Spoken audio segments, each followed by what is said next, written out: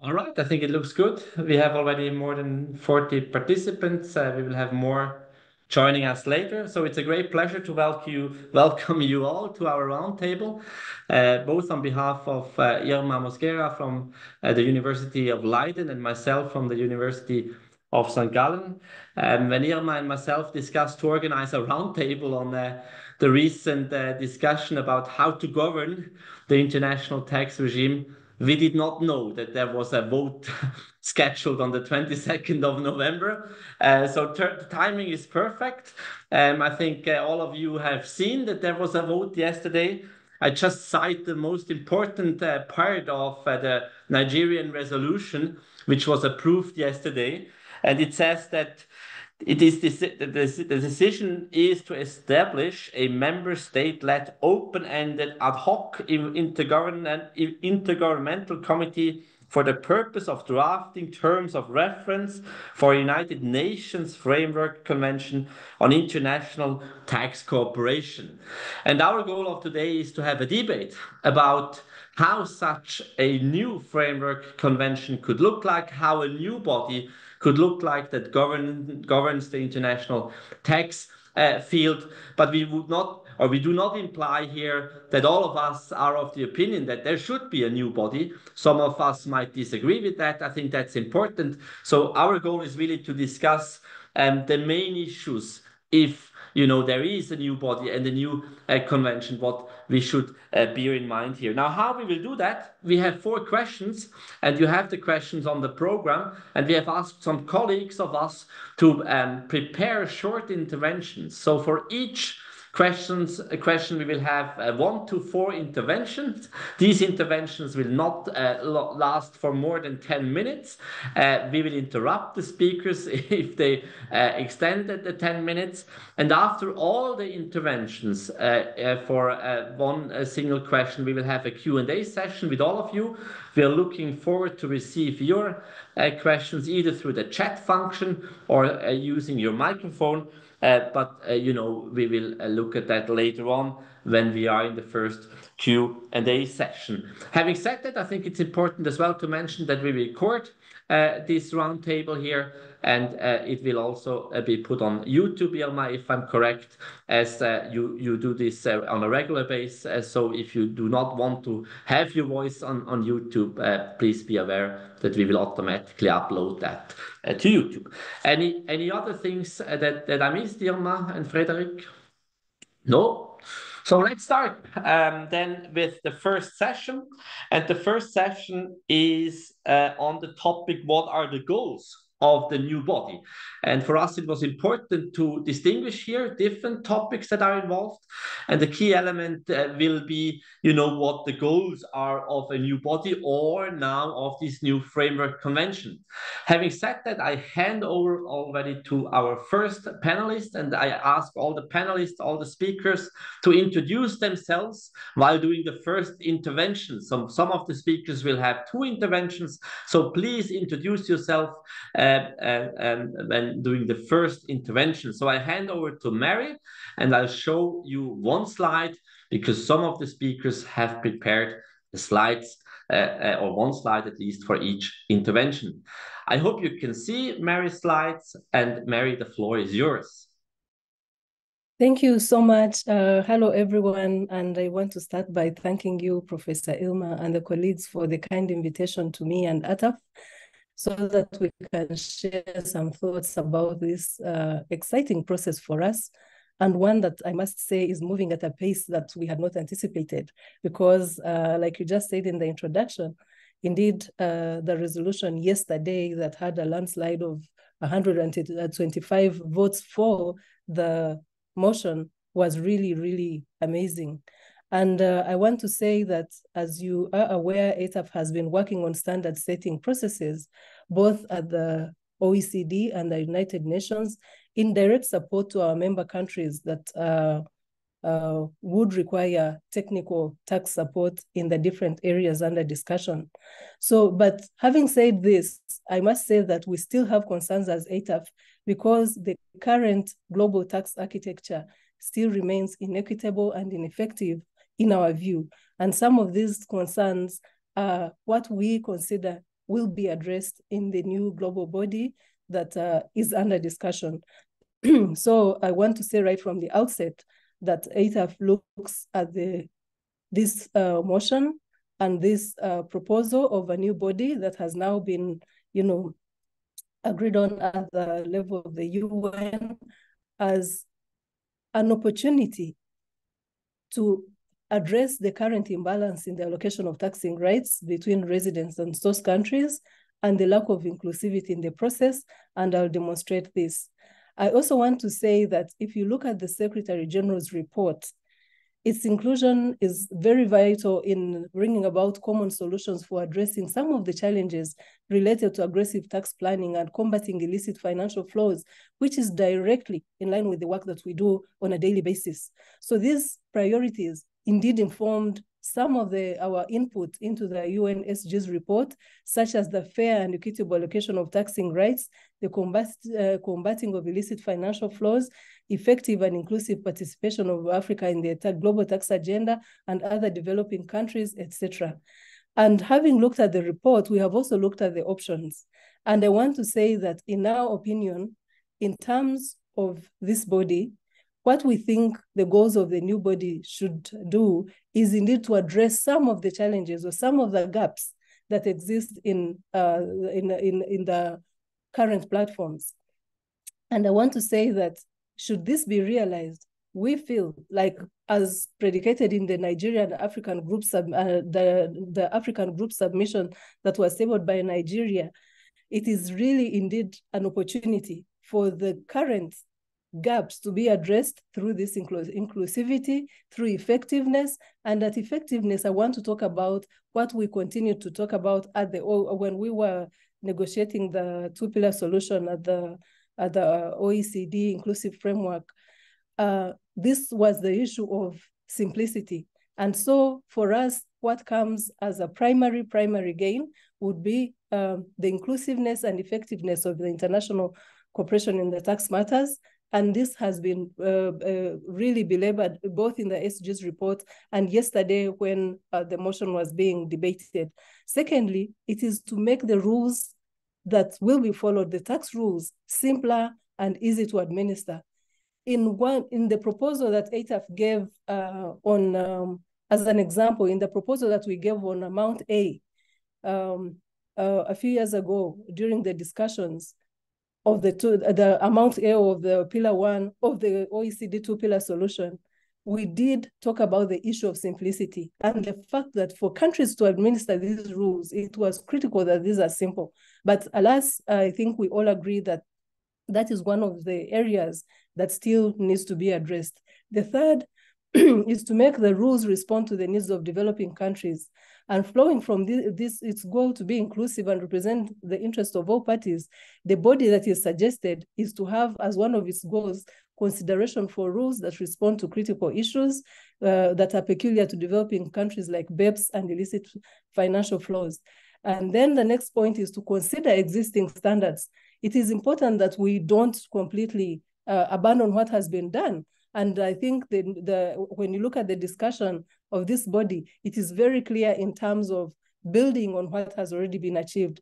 The next is to respond to the present and future issues relating to international taxation. So needless to say, the body is also expected to be positioned to respond with necessary rules or guidelines to existing issues like taxation of the digital economy. And it is expected that in their rule-setting function, the body may take a holistic, sustainable development perspective that considers interactions with other important economic, social, and environmental policy areas. So generally, as ASAF, we expect that the tax body, having been conceived as a UN body, should have clear rules of engagement and transparency, which is really, really lacking in some of the existing fora. It is also noted that once the mandate and functions of the body are set, the framework convention in line with the above inferences, most issues of particular interest to Africa would have been tackled or afforded to an effective platform for their resolution.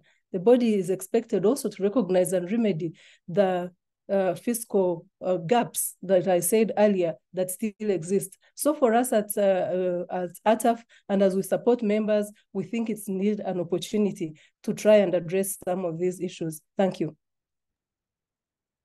Mary?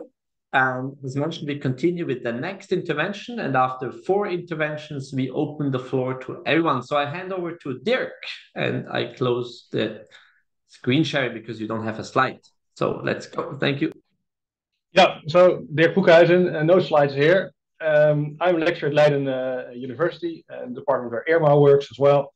And I'm here, I suppose, because I've written my PhD thesis on this very topic. So 7 years ago, where I proposed for a framework convention to be established. And it's somewhat, I hadn't expected this to happen. So I'm very happy to reflect on what's happening from the work that I've been doing.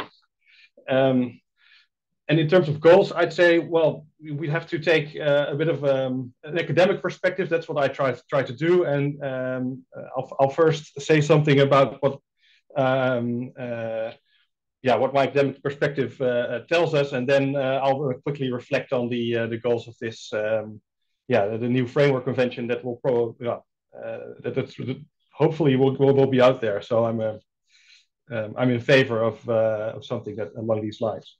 So in terms of goals, I'd say we'd have to distinguish two main strands. One is perhaps we shouldn't depart too much from what is actually being said by in the resolution. So before we enter into all sorts of ideas about new material rules for international tax law, I think one of the main things to do right now is to focus primarily on formal rules instead of material rules, which means we have to focus on the rules that dictate the way that participants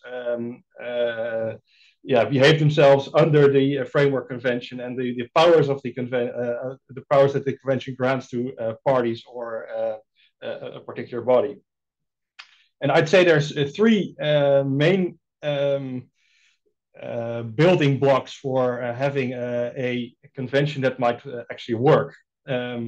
The first, and all these building blocks build to the idea of a framework convention as a forum for discussions, as a forum for interaction. And if you build up this forum for interaction, you can then, deal with new tax issues as soon as they come along. So, for instance, the idea of tax and digital economy, that's now on the agenda, but we have to think about what will happen in the future. So after we've tackled that, we have to establish something that is able to deal with future issues as well. So that's the main idea of my work.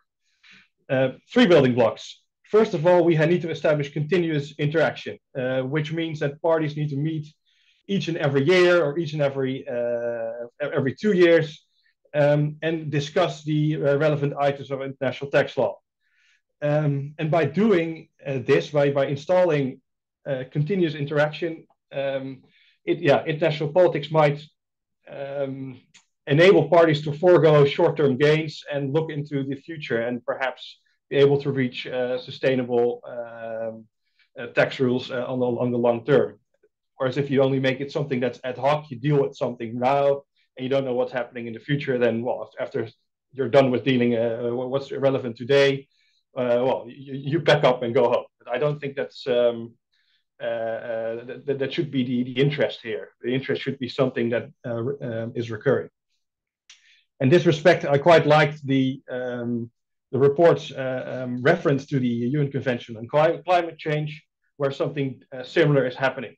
By installing continuous interaction each and every year, the body or the parties that are in charge may signal to the public that something on this topic is happening. And in the climate change area, you see that there's a conference of the parties every now and then, and the media start writing about it, and the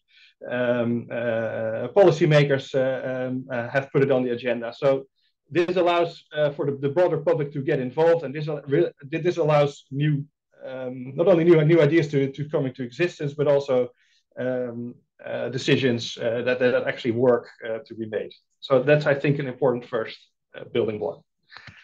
Secondly is the idea that parties need to build on common understandings, by which I mean that discussions need to be inclusive and transparent. And that allows parties to develop norms together. Basic, the idea there is that if you don't develop norms together, then there will probably not be enough support for them. So I think this body, or the Framework Convention, gives us a good starting point there, where by involving everyone, we might decide on norms that are actually supported by everyone who's involved. And I'm sure Irma will say something similar as I do here. And thirdly, I'd like, as a lawyer, to attach quite some value to the use of legal norms instead of, let's say, just mere political norms. So we can decide on political norms, say, make something very vague or non-binding. But yeah, what then happens is that there is no real checks and balances in the process installed for that enable the outsiders to establish what the exact position is of parties under a new commitment. Whereas a binding rule necessitates parliaments, necessitates public discourse, necessitates a transparent way of saying whether you're with or against a legal rule, because you have to sign something, you have to ratify a legal rule in your legal system. And this then puts pressure on parties to actually be committed. Secondly, there's the idea of law as a duty imposing character. I think it speaks for itself that if you establish a rule, then and you commit to a rule, then you shouldn't walk out. Basically, the idea is that it creates a sort of a duty. And thirdly, there's all sorts of default rules that then come into place, and which I mean the default rules of the Vienna Convention and law of treaties. So I quite attach a lot of value to the use of legal norms, and I must stress here that these might also be not material legal text rules, material legal norms, but may also be of a formal nature, which brings me back to my basically main point, that a framework convention,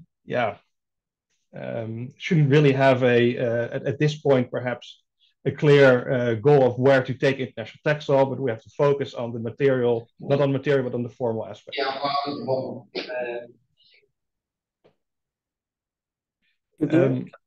How much time do you have left? Because I can also say something about... You have 2 minutes left. Sorry, I thought you were... Okay.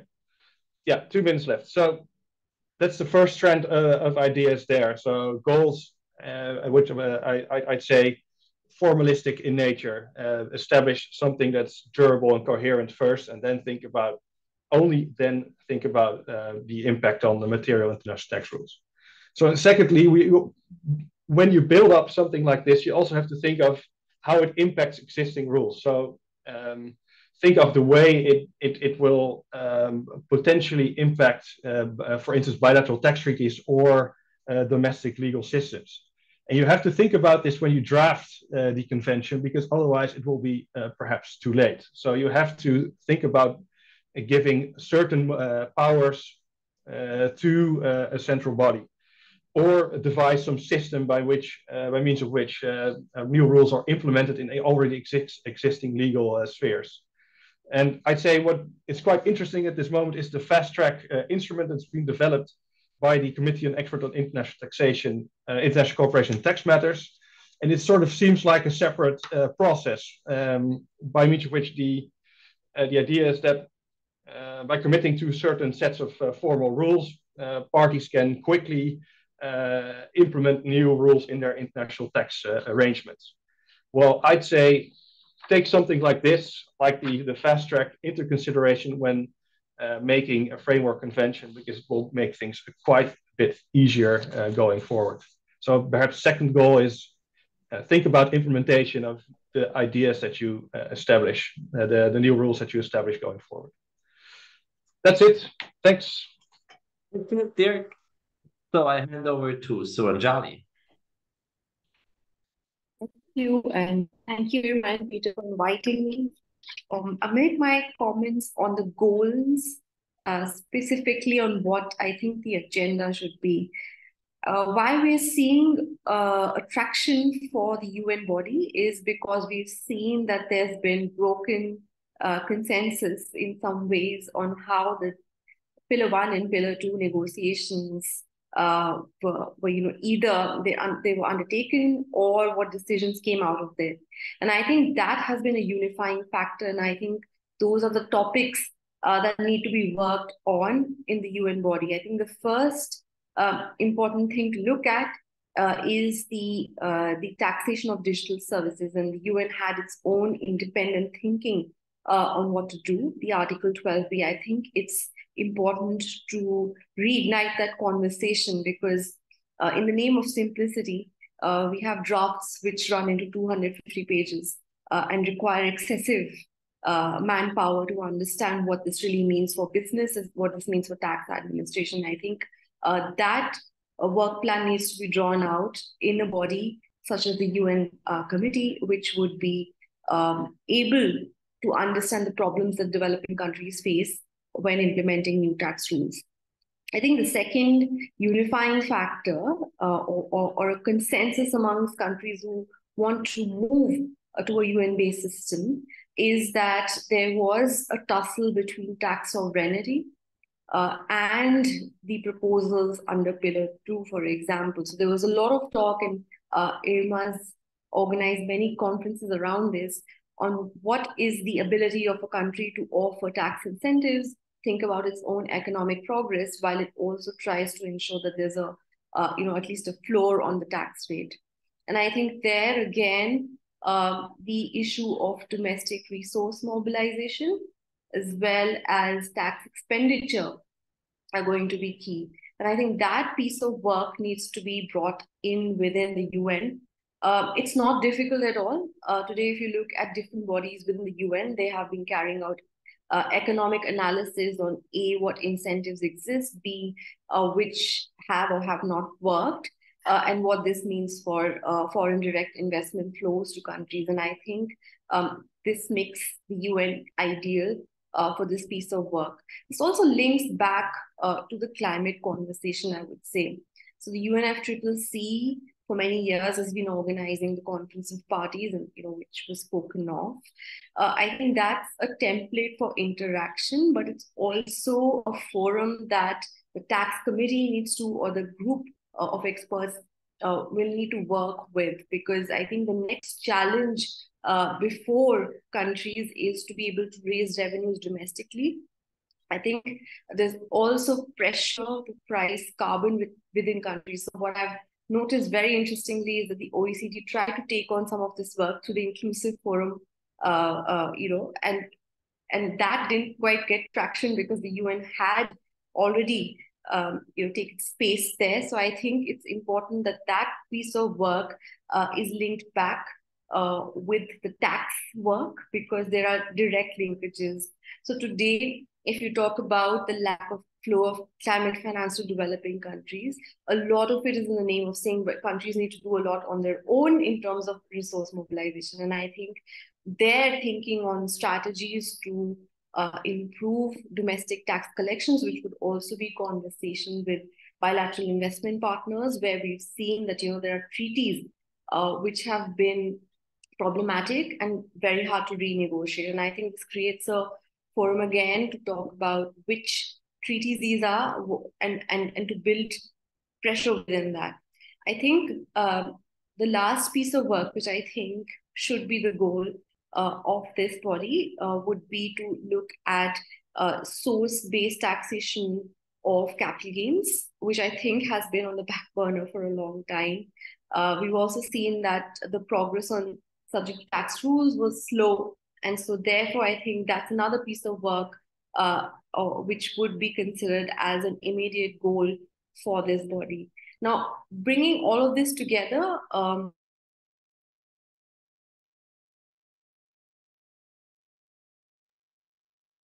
now we lost her.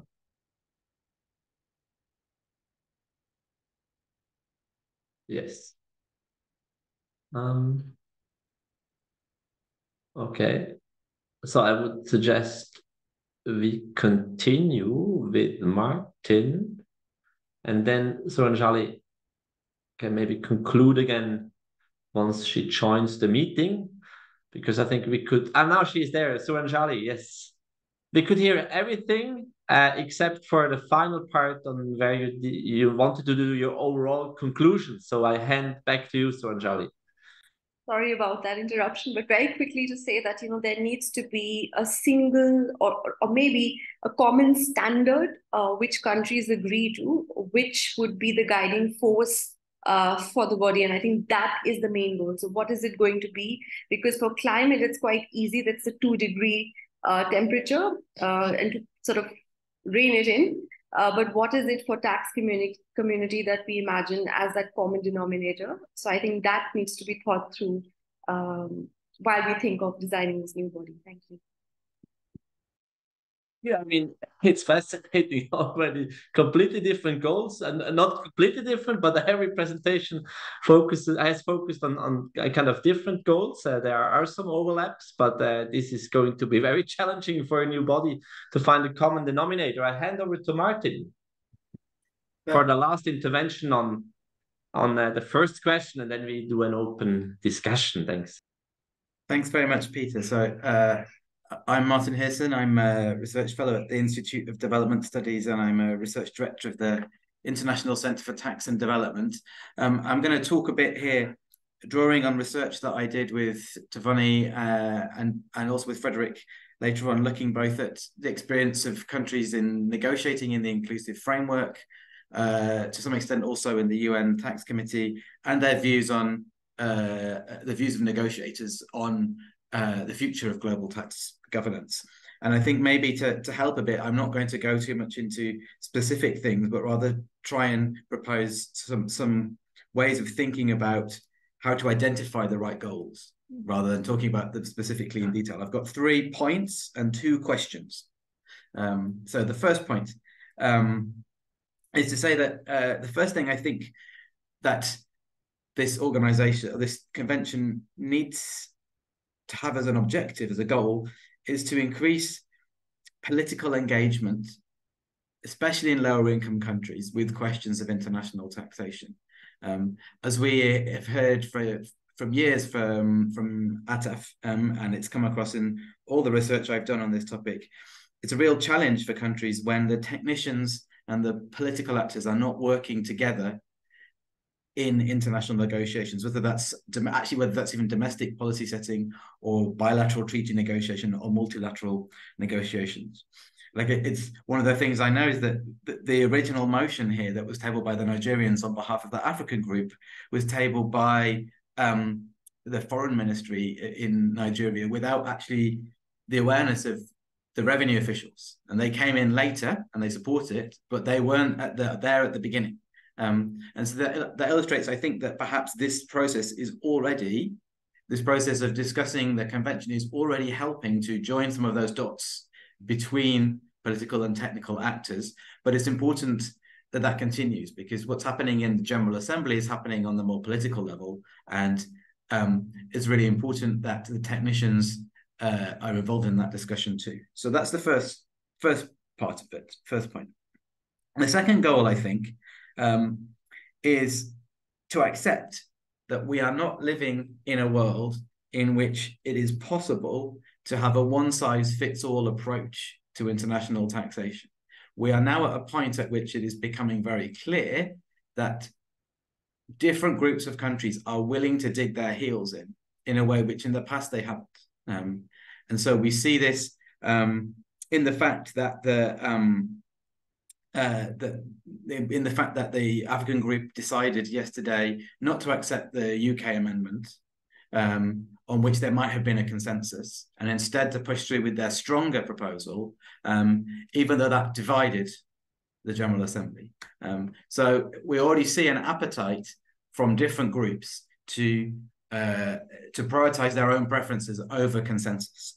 I think we've seen that in many areas of the content of international tax negotiations, whether it's the two-pillar solution, or if you look at some of the ways in which discussions at the UN committee have emerged in the model treaty, we see more and more the model treaty has to reflect in the actual articles or in the commentary that there are differences of opinion in the committee, rather than the committee having actually had the appetite to hammer those differences out and reach a consensus that everybody was happy to endorse. We saw in our research that if you look at the treaties that have been signed by lower income countries, actually the UN model provisions are often far more prevalent than the discourse that assumes the OECD model to be the dominant one actually reflects. And so we already live in a world in which there are two models for how to do international taxation very clearly. And those models are perhaps moving further apart over time. So I think creating a way of seeing global tax cooperation that works with that growing divergence of preferences, and that looks towards a model of cooperation in which that's embraced, and in which the goal is to make different standards work together in an interoperable way, rather than to have one set of standards, is the only viable way for us to continue in international taxation. And whether that can happen within one body, such as a UN convention, or whether that's about a relationship between different bodies in which there is no overarching one, is, I think, a question to consider. So whether this new convention can absorb that within itself, or is one player in parallel with the OECD, is another question.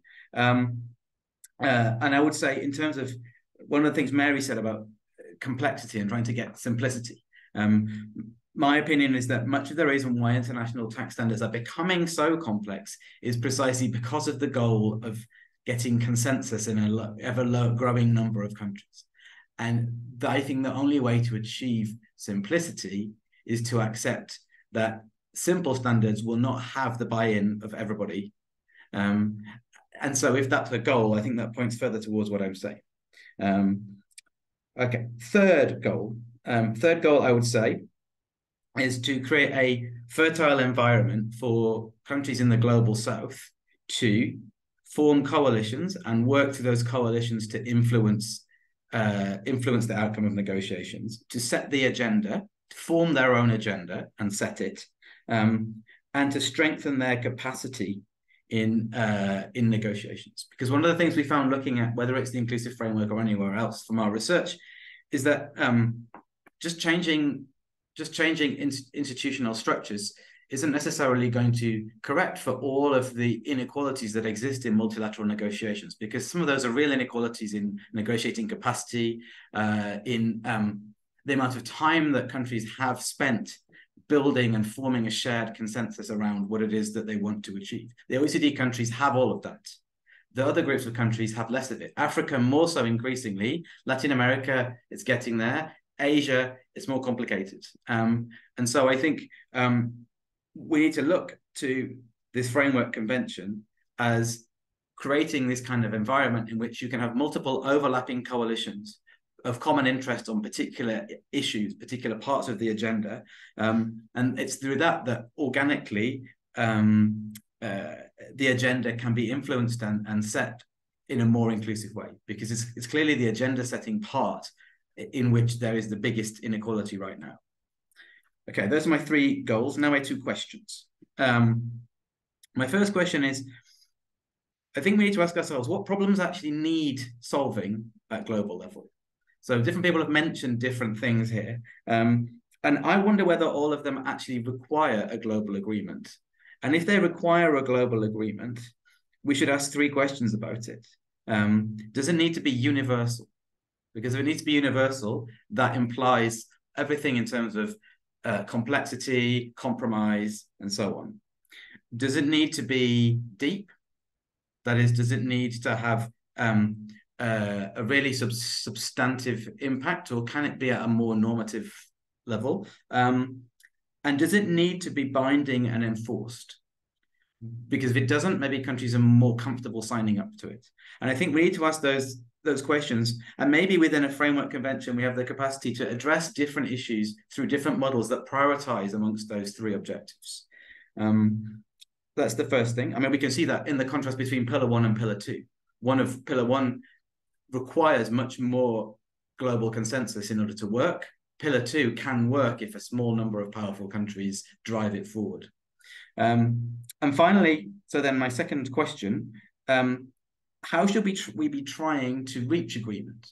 And I think here there's been a gradual change, if you look at the way the OECD has worked over the decades, away from like a bottom-up approach in which countries, first of all, do their thing, decide what they want, start to implement it, and then come together and hammer out how they can make that compatible amongst themselves, make that work. In particular, how the EU and the US can make their different approaches compatible. Towards a world in which actually what we do much more is the work of problem definition and the work of agenda setting and the work of developing standards starts, or there's an expectation that it starts at the global level. And I wonder if what that tends to produce is more abstract standards, which have a less likelihood of actually being adopted in practice. And I wonder if we can see that both in some of the things emerging from the OECD and the relatively small uptake of some of the BEPS outputs by lower income countries, but also if we look at Article 12B of the UN model, which is something which emerges not really out of country practice, but an existing treaty practice, but kind of from the top down. And I wonder whether actually that top-down approach is the right way to go, or whether we should be trying to return a bit to an approach which is bottom-up, which means, first of all, trying things in practice in countries, and then using that country practice or that regional practice as a basis of forming global standards. So those are my two questions, and I will end there. Thank you. Thank you, Martin. May I just take the opportunity to ask you one question, which is, of interest for the participants that were not able to follow the discussion yesterday. What is the difference between the Nigerian proposal, which was approved, compared to the UK proposal? So the UK proposal was simply to strike the word convention, so that it would be a UN framework for international tax cooperation. That was all it was. And the UK proposal was largely supported by the OECD member states and largely opposed by everybody else. So let's open the floor. Very interesting presentations. Who wants to take the opportunity here? Either mention or state your question in the chat function, or mention your name there, and I hand over to you. I'll wait for. So that's an agreement with Martin. Who has a question? Otherwise, I start with a question for Dirk. Dirk, now I understand you to be on one side of the spectrum that basically does not want to have a discussion about the substantive goals now, but actually the focus should be on the procedural part. So we should avoid discussing, we need a solution for the digital world, we need a solution for tax evasion, we need a solution for that and that and that, but we should only focus on the procedural part. Is my understanding correct that you actually propose having a discussion on the procedural part only now and avoid a goal discussion? Exactly. That's exactly my point. And it might be, conflicting because there's so many things happening in international tax right now. But I'd say there's one thing that matters, it's process. Another thing that matters is process. And the third thing that matters is process. And indeed, this idea is, there's much to be said about this, and also reflect on it in the final session.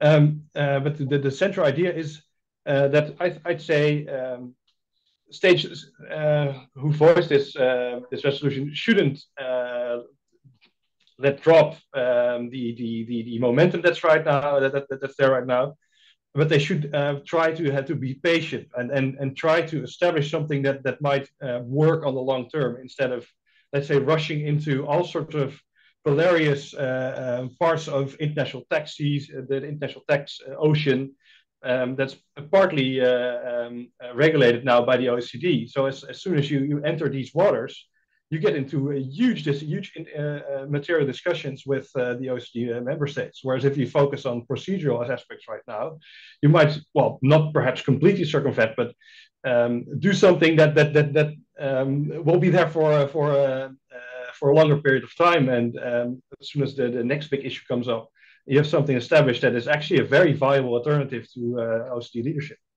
So that's basically the bottom line there. Yeah. Martin, please.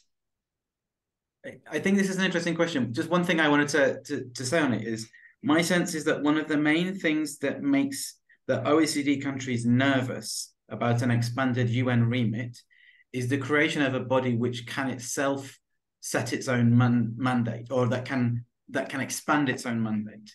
And so I think that political acceptability of this to the OECD countries would be easier to achieve with a content-based mandate that bounds what the framework convention can do. If instead we leave it an empty shell to fill later, I think that might create, while obviously in the short term that avoids a discussion that will be difficult between countries that don't agree about the content, I think it might actually further entrench the skepticism from the OECD countries about it.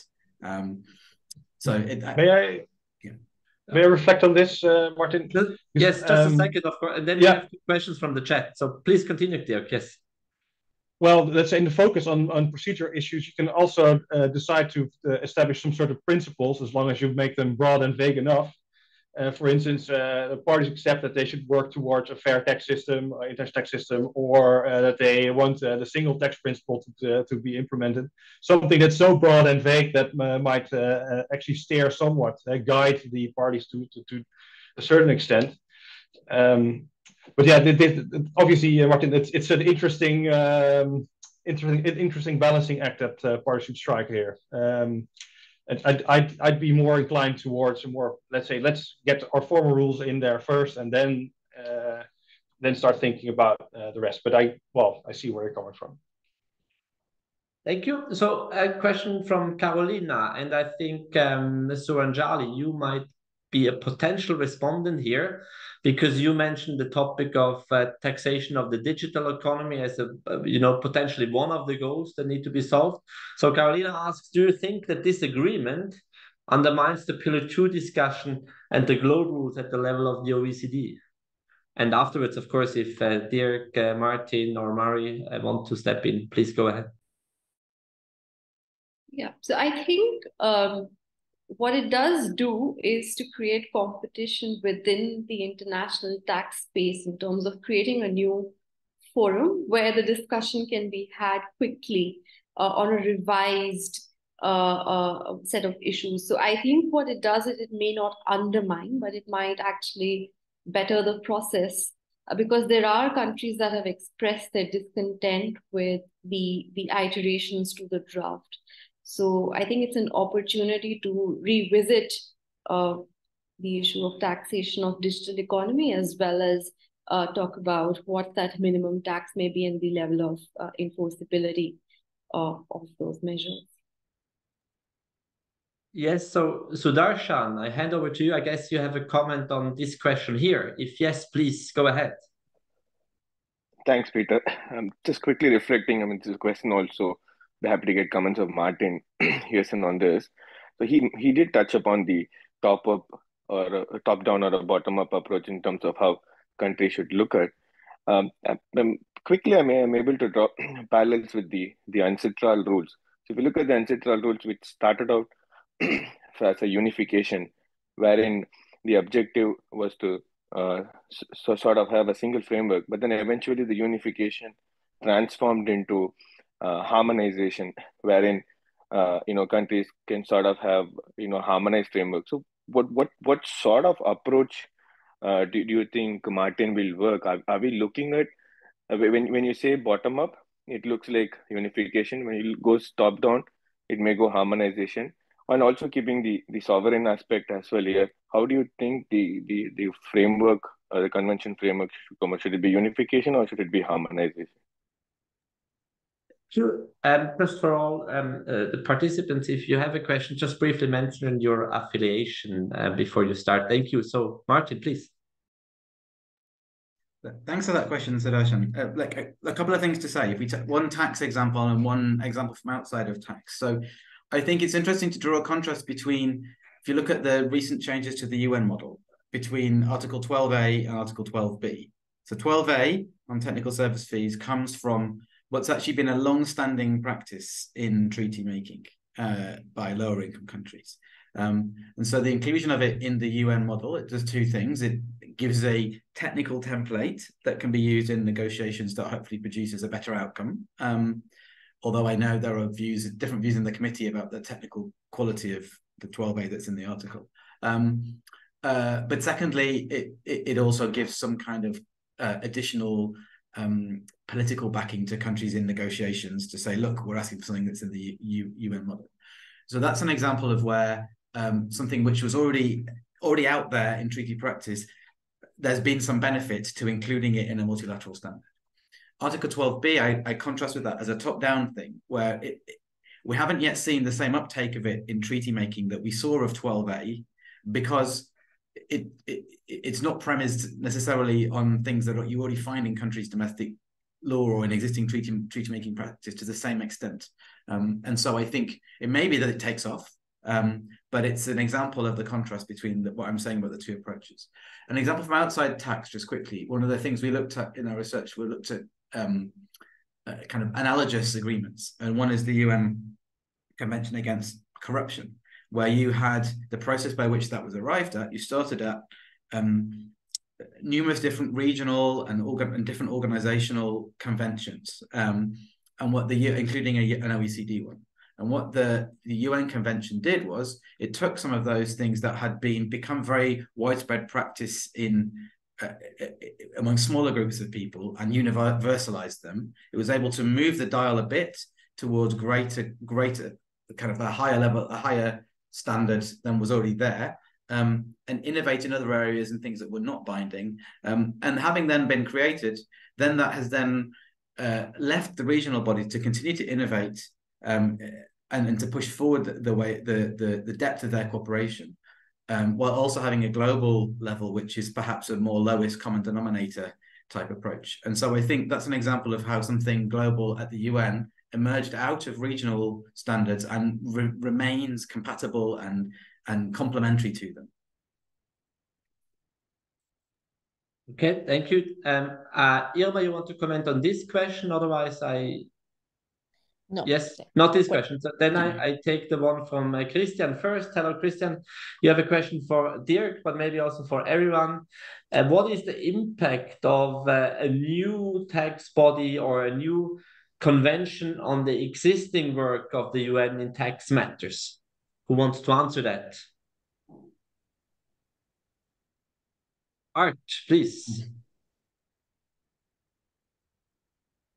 Thanks, Peter. Yeah, and maybe first to introduce myself. My name is Art Roelofs, and I work with the Dutch Ministry of Finance. I am a delegate for the Netherlands in Working Party 1 of the OECD, and in my personal capacity, I'm also a member, one of the 25 members of the United Nations Tax Expert Committee. I'm strictly speaking in my personal capacity. I'm not speaking in the name of the Dutch government or of the OECD or of the Tax Committee. It's purely my own opinion based on my experience in these three bodies. Now, on the role of the UN Tax Committee, the resolution and the report of the Secretary General leaves that completely open. But what I have understood is that the idea would be that the Tax Committee, the Tax Expert Committee, would continue to exist and function as a sort of secretariat plus, so a technical support for the Secretariat and the newly created intergovernmental body, by going on the work, continuing the work they are doing now, developing standard provisions for what also might, I suppose, keep in existence the UN model, designing provisions for that, and maybe those provisions that go into the UN model might function as inspiration for the protocols developed by the intergovernmental body. That is my personal impression of what the ideas are at the UN. Thank you, Arnold. So I hand over to Irma. Yes, very quick question to Ataf, to Mary. And one of the questions that what Martin was mentioning was about the bottom-up. And I was wondering whether in the experience of Ataf, because Ataf has been very clear in what African countries need, and they have developed also, how do you see that working for all the regional organizations?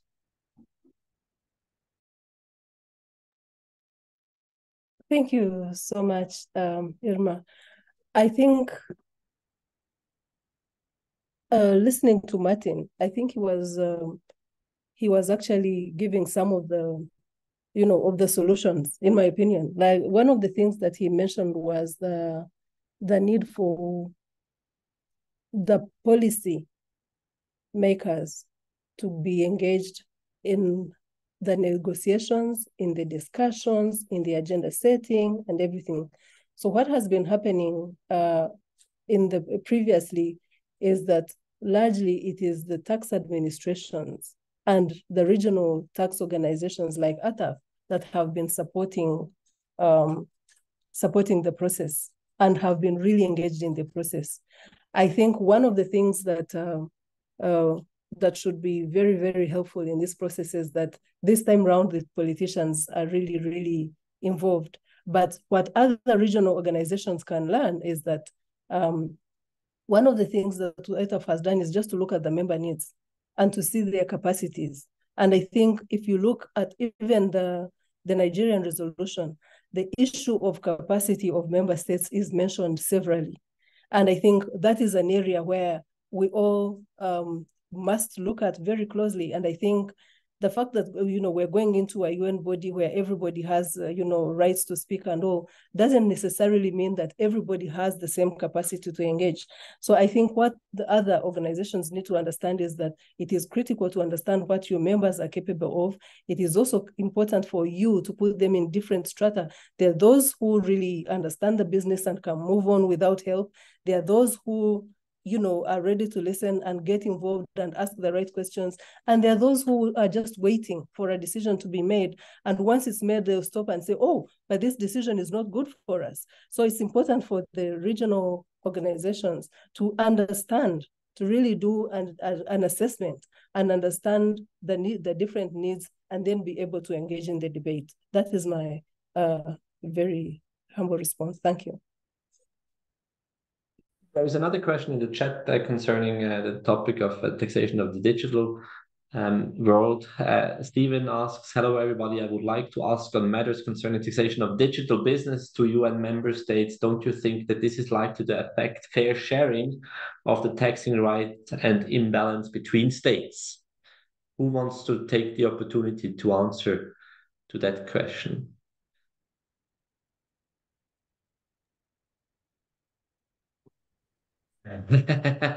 Sorry, maybe I'll go first. If I may try to answer Shema's question. I think actually, on the contrary, I think the process is trying to see how to better the process of taxing all elements. And actually, if you look at even in the resolutions, they're specific about taxing the digital world.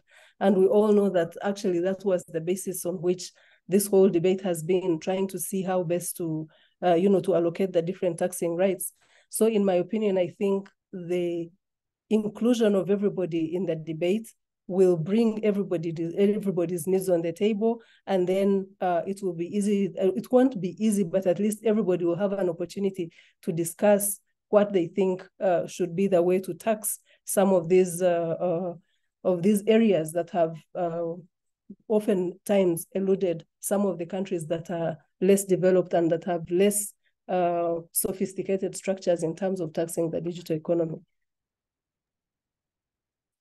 Thank you, Martin, and if I may add before you start, I mean, you mentioned your question number one was what requires a global agreement? And my position is that the taxation of the digital companies does not require a global agreement.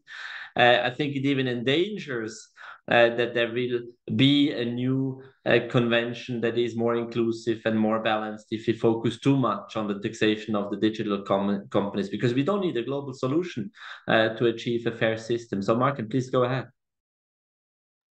Thanks. I was kind of going to, I think, say a similar thing. And to say that after I've talked, I'd be very interested to get Sir Anjali's reflection on this, because she mentioned digital, but I also think maybe thinking about how India has approached the negotiation on this is quite interesting. So, like, yes, the answer to Stephen Shema's question is, well, yes. I mean, the discussion of digital business is a is a question that's about the distribution of taxing rights. But if you look at what powerful countries do, or powerful blocks of countries do, when they want a greater share of the taxing rights, what they don't do is go begging to the other countries. What they do is they first of all say, this is what we are going to do. We're going to claim more taxing rights. Now it's over to you, other countries. What are you going to do? Are you going to accommodate us so that there's no double taxation? Or are you going to leave things as they are and there will be double taxation? This is what the US has always done. It's kind of what India and China have done, and it's the fringes of some of the transfer pricing approaches that they've taken. And I think maybe that will be a way of thinking about the digital question, that one thing that you could imagine a block of lower income countries doing is saying, right, this is how we're going to get a greater share of taxing rights over digital businesses. We're not going to follow pillar one. That doesn't give us enough. We're going to do something else. Simple, gives us a bigger share. Over to everybody else. How are you going to deal with that? We're willing to negotiate, but we've already committed to doing this thing. And I think that would be a way of working which has the kind of confidence that you often see from powerful countries that feel that they can do that. But yeah, I'd love to know what Suranjay thinks. But like, do you think India? Could we imagine India doing that kind of thing? No, I think, Martin, you're right. If we talk about the equalization levy, it's exactly that. And I think when I said Article 12B, what I had in mind is to also say that countries can agree that they have another solution in mind, which is to have an equalization levy and then convert that into a creditable tax. And so there is, in a way, to sit in a room with disagreement between countries and to find a solution from there, rather than to have a pillar one where you first have to take all your levies out and then work towards a solution which is complex. So I think, and specifically on India, so that's been the approach, to begin first by finding a solution domestically and then working towards a consensus solution. Do you want to comment on this one here? Art, do you want to comment on this question? Yeah. I was wondering, obviously, I agree with Martin and Surangela that is a possible and often seen tactics. You don't, if you want to tax, you can introduce a domestic tax and you don't have to sign any treaties. You're not obliged to sign any treaties. That's obviously true. But what has that got to do with this body that we're now creating? The creation of the body supposes that there is a common need for multilateral or bilateral understanding and agreement. So this is obviously true that any country that has a powerful enough market can decide to impose any taxes they want, and they can get away with that without signing treaties. But what's that got to do with this intergovernmental body at the UN? Wants to reply? So maybe I can just quickly say that I think in a way this would be inverting the order of things. As I said, that if you're looking at pillar one, the conversation seems to be that you cannot do this. You cannot have an equalization levy and you have to work towards a consensus solution. I mean, you do have an equalization levy today, but there's a freeze on when you can have this and to bring everyone onto the table of not being able to introduce this in the future. What this says is that there are multiple ways to get to that solution. And I think, to my mind, it's an inversion of the way we reach the solution. But I don't know, Martin, if you agree. Dirk, please. Yeah, so I think we might be getting ahead of ourselves when talking about dealing and tackling with the digital economy. Because if you read the report and if you read the resolution, and it's just about the formal structures. It's not. It doesn't say anything about let's say material rules. So, well, I may come back to my main point. We shouldn't too much get ahead of ourselves. We should just focus on these issues first before answering the question where this all will material lead us. I mean, this is fascinating. This is why we wanted to ask you this question first, because My gut feeling is a bit, if now people involved in these negotiations focus too much on the topic of taxation of the digital companies, the project will fail within the next couple of weeks, because you will not find a new solution on this at the level of the United Nations. So probably really the goal should be to avoid such a substantive discussion. Now maybe one last question in the chat, and then we continue with the second question. Hello, would this proposed convention have the effect of impacting, influencing the OECD Pillar 2 solution? While the Pillar 2 train may have already left the station, can't it be still pulled back, especially when it comes to the controversial UTPR animal? And would Pillar 1 be replaced by simple and straightforward 12B mechanism? Thank you so very much. Maybe I just answer, or at least I try to answer the question. Of course, the decision of yesterday has nothing to do with Pillar 1 and Pillar 2 technically. So technically has no impact on Pillar 1 and Pillar 2. Now, with respect to Pillar 1, the agreement says you need to have 60% of the countries with UPs to sign the agreement, unless the US signs the agreement. I think the Pillar 1 agreement will not be implemented. With respect to Pillar 2, what is interesting, now we are close to the end of 2023, and around 25% of the countries and around 25% of global trade will implement an income inclusion rule and the QDMTT. So that is not a lot. What will happen in 2024 is likely that we will have quite some pressure on the countries implementing Pillar 2, like the Netherlands and Luxembourg, and we might see a mild application of some of the rules, maybe not, maybe yes.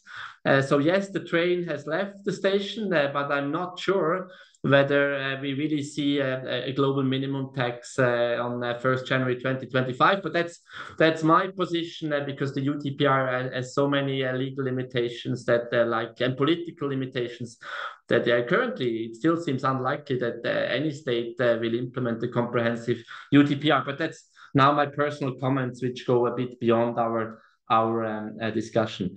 So looking at the time, I think we talked around for 1 hour about topic 1. So I would hand over to Frederick, who heads the session on question number 2. And after the second session, we do a short break, so don't worry. I just phrased the second question: what could be the structure of the new body? So Frederick, the floor is yours. Thank you very much, Peter, and great pleasure to be chair of this discussion. So we will again have 4 input statements by Suranjali Tandon first, then Eski Arek, Mary Bain, and Art Olofsson. And here, hopefully we can already get into the discussion that Dirk was hoping for. So looking at how can it look like procedurally? How can what kind of different models are perhaps out there for international bodies? How can this new UN body work? So without further ado, I would ask Suranjali, who will be speaking without slides, for your presentation. Thanks, Frederick. So just looking at how the committee in the UN works today, in terms of its constitution, in terms of its representation, and imagining that there would be some continuity from what we see at the moment in a more formal construct.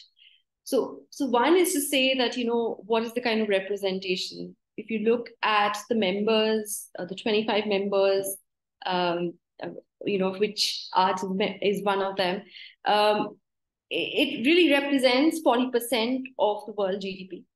And in terms of the representation of developed countries, they are just about 1/3 of the membership. And I think that speaks to the inclusivity. And I think that there needs to be continuity on that. Of course, on how these members are elected is a big question on how they, and whether they stay on rotation basis, and how they're elected in each cycle. And that would be absolutely important. It's also important to think about countries that will eventually transition from developing country status. And I think on how their representation will take over a period of time. I think that needs to be thought through. I think another important matter that Irma has also brought out on her work is on transparency on decisions. And I think one of the things that needs to be a guiding principle, at least for a new body, is to be able to vote on decisions, to be able to see, where the positions on particular issues where the countries stand on each of these on matters. Of course, there is only as much you can do on transparency. There's conversation of making conversations public within the discussion, but there are limits to that. So I would acknowledge that there would be certain matters that we would still not be privy to, but in a lot of cases, it should be possible for us, to see what the decisions were. I think another important thing is to remember that while we are going back, while we are forming a new body, we're all going back as the same people into this new body. So on what needs to change, I guess, is just the process of involvement of countries, which I've already spoken of in terms of representation. There's already enough work done, so it's not as if we will leave behind what has been done at the OECD, at least in terms of the minimum standards. There's also statistical work as well as capacity building, which is undertaken currently under the PCT. And I think that work needs to be built up, and how that feeds into UN's work needs to be clarified. And I want to reiterate that Martin was absolutely right that there can't be uniform. There's no single approach, but at the same time there needs to be a minimum standard in terms of what this body seeks to achieve. Because if you look at the nearest comparable, which I spoke of earlier, which is the climate negotiations, there are certain underlying principles. So you have the common but differentiated responsibility. You have contribution to of public finance. So those basic minimum exist in a convention, and what that should be for this body will also inform its structure. Lastly, of course, the biggest question is who's going to fund this. This needs to be, if you're thinking about it taking a strategic role in international tax cooperation, there needs to be significant funding. And I think that also determines over a long period of time how a body is representative, as well as its work plan. And so I think that's another thing to think about when we think about a structure of a new body. Thank you. Thank you very much, Suranjali, who will come back to questions later on. But first of all, I would like to ask Eski Arik to give her presentation, please. Yes, thank you very much, Frederick. So in my presentation today, I will be talking about the equal representation and participation of women in the UN processes. So we all know that the UN Framework Convention will require a newly established body. And I will be talking about why equal representation and participation of women in this UN committee is important and how it could be possible. So when we look to the current structure of the UN, we can say that already women are underrepresented in the policymaking and lawmaking processes in the UN. So let me give you some short facts about representation of women. In the United Nations has never had a woman Secretary General, first of all, and only 49 of the 193 member states delegates are women. There are 19 women and 34 men members in the Economic and Social Council.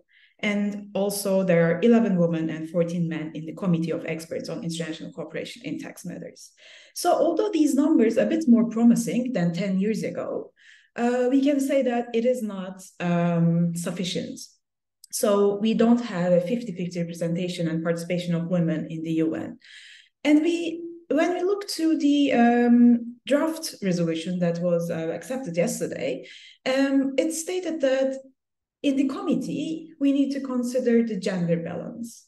Although this reference to gender balance, I think, is important, I'm afraid it's not still sufficient to make sure that women will be equally represented and will have equal participation rights in this committee.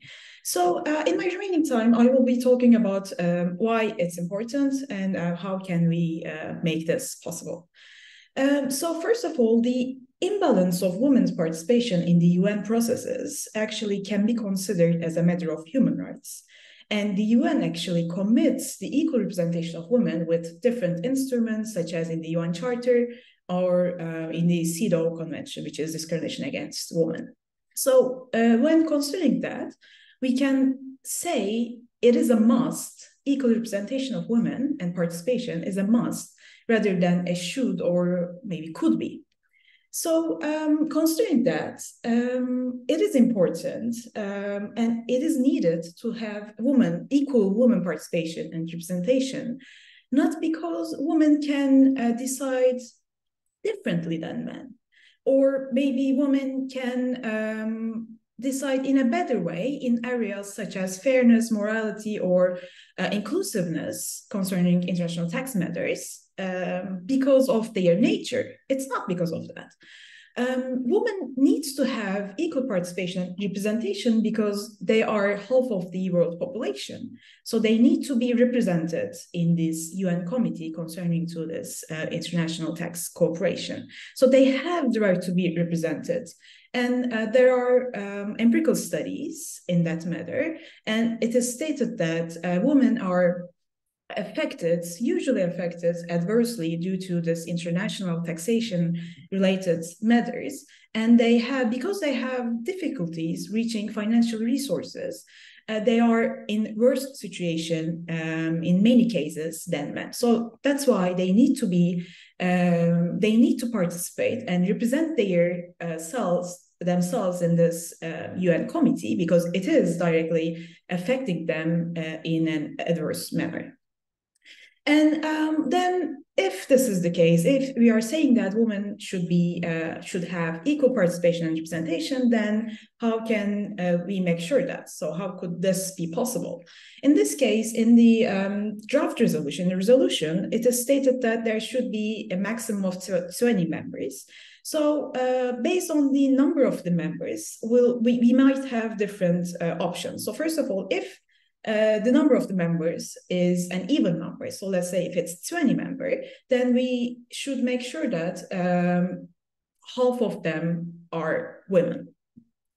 And but still, even though we make sure that half of this committee is women, then we still need to make sure that women will be appointed to senior level positions. So in this case, it might be chair or vice chairs or any other senior level positions, if there is one. So in this case, only in this case, we can move forward from the equal participation. We can move towards equal representation as well, because it doesn't mean that the mere participation of women will make sure that they could represent themselves in this UN committee. And also, we can think about affirmative actions. They could be temporary or permanent affirmative actions. So in this case, we might even consider having more women members for a certain period of time than men, or we can make it like a permanent thing. In case of the members are the number of the members is uneven number, then in this case, I think we need to make sure that we take affirmative action and we appoint more women than men. So therefore, the member structure of the committee should be carefully designed to give women equal participation and representation. In this way, actually, the UN can make sure that it fulfills the universal human rights principles, and also it can make sure that there will be a fully inclusive and effective tax cooperation. And this will end my presentation. Thank you.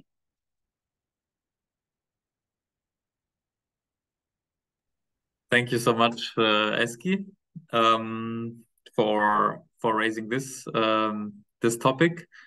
We will now continue with the third presentation by Mary Bain again. Please go ahead, Mary. Thank you. Thank you so much for the opportunity once again. And I will briefly speak on how the framework should be structured.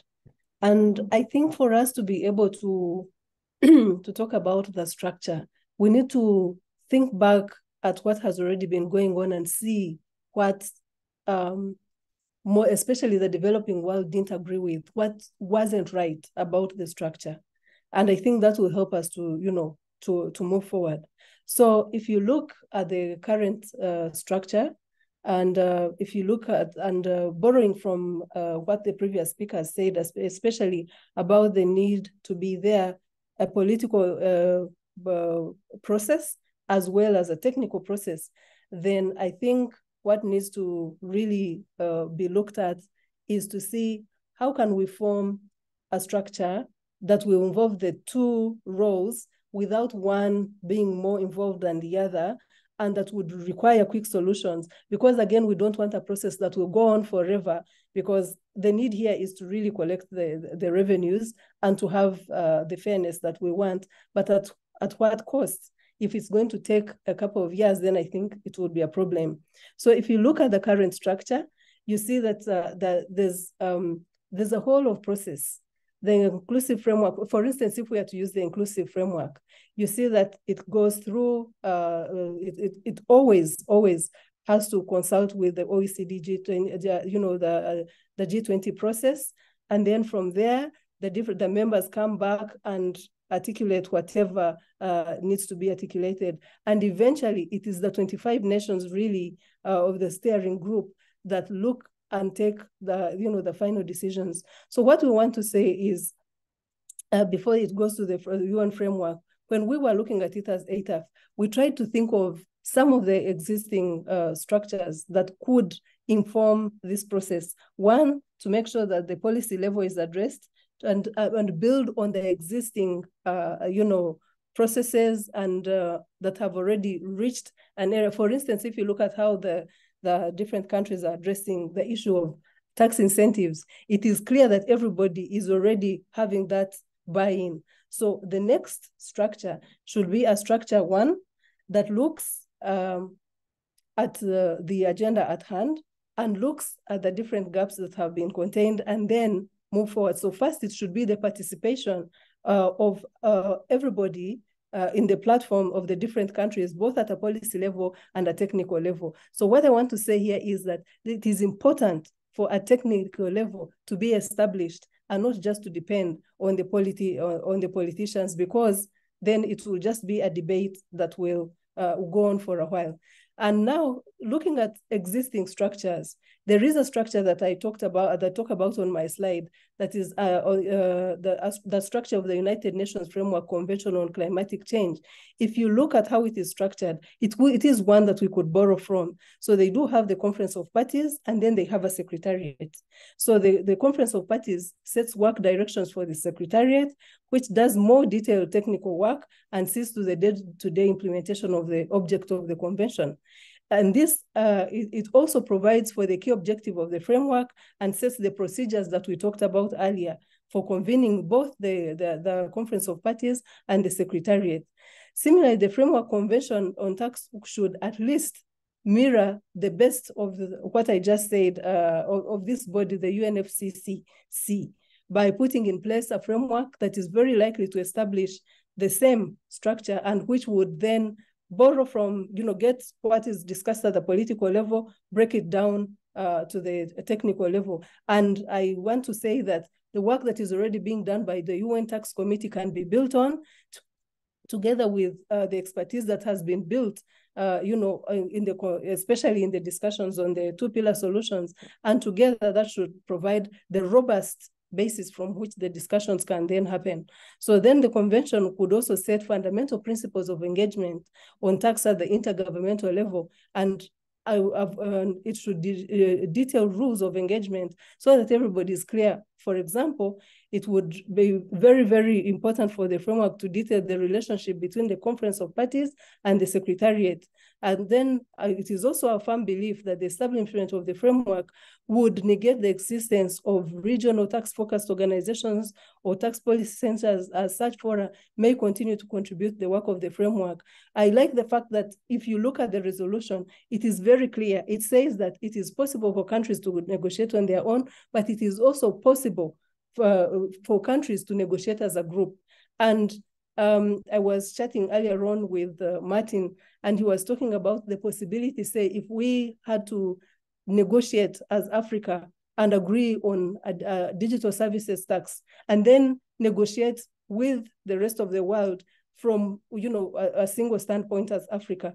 Some of that may actually help in terms of the structure. And I think as ATAF, we will be engaged in this process, and we will work towards not just pushing for, you know, the technical muscle that is required for this kind of process, but I think it is critical for those two things to be looked at. And then lastly, I want to talk about one of the things that has been achieved in all these processes is the strength of alliances and the strength of understanding the needs that the different parts of the world have, so that this can come in as part of a structure to negotiate and negotiate meaningfully. So I think these are some of the contributions that I wanted to make. And I want to say that it is critical for any structure to first analyze the elements that have really bedeviled the previous frameworks, and then eliminate those while getting into the UN structure. Thank you. Thank you very much, Mary Bainen. And we already see the slides of the fourth presenter of the session, Art Rulofsson. Please go ahead. We're looking forward to your statements. Thank you very much, Frederick. First of all, I didn't focus too much on the formal structure of the body, which kind of committees would exist. Possibly other than Suranjali suggested, I don't expect it to be a continuation of the expert committee with representation with 20 or 25 members. I assume that it will be a body in which all member states of the UN will be represented, and that they will take the decision. But my key question, I think the most important question about this body and whether it will function, is not the structure that it has, the different bodies, but how the decisions will be made.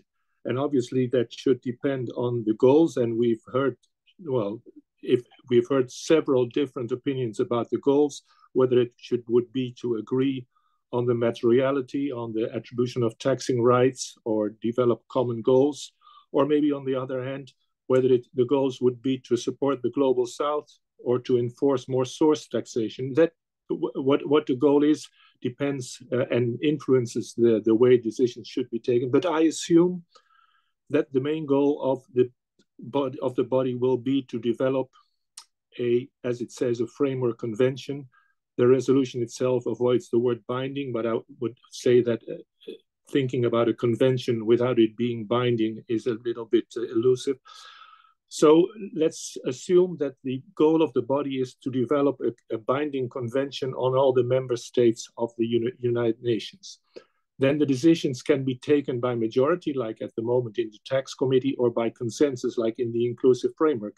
I would say if the intention is to bind member states, it can't be taken by majority. You cannot bind a minority by a majority decision. So the idea of a majority voting in that body, I think, is a dead-end street, and we should forget about that. We should focus on the idea that decisions will be taken by consensus. Taking decisions by consensus with 180 members on issues where clearly there are different opinions, different interests, economic interests, and different opinions about what fairness is going to be a very hard way. And I think that if the intergovernmental body would go that way, and I think they should go that way, many resemblances to the inclusive framework will come up. The question will come up if we decide by consensus which member states will be influencing the discussion. And I am assured that the same states that are influencing most of the discussion in the inclusive framework will be also the largest influencers in this intergovernmental body. And the same questions about equal footing will come up. In the new body, I have no doubt that, to name two examples, that Malawi will not have the same influence as the United States, and that the Netherlands will not have the same influence as India. And the dividing line between countries that have influence and that don't have influence will, as in the inclusive framework, not run between OECD members and non-OECD members, or between developing countries or developed countries. It will be countries that have geopolitical influence in all committees, in all bodies, and that will not change. What neither will change, I think, is the transparency. If you're working on consensus, you cannot work in a complete transparent environment. You need to be able to think together without public interventions. And I think the process we have seen over the last week, going to the resolution, has shown exactly that. What we have seen yesterday in the meeting of the General Assembly was not what has been going on behind the screens, what we haven't seen. So with that said, I think the main issue is decision-making. Consensus is unavoidable, and consensus will lead to the same problems that we have encountered in the inclusive framework, and therefore I don't see this as a solution for the problems. And then two formal issues.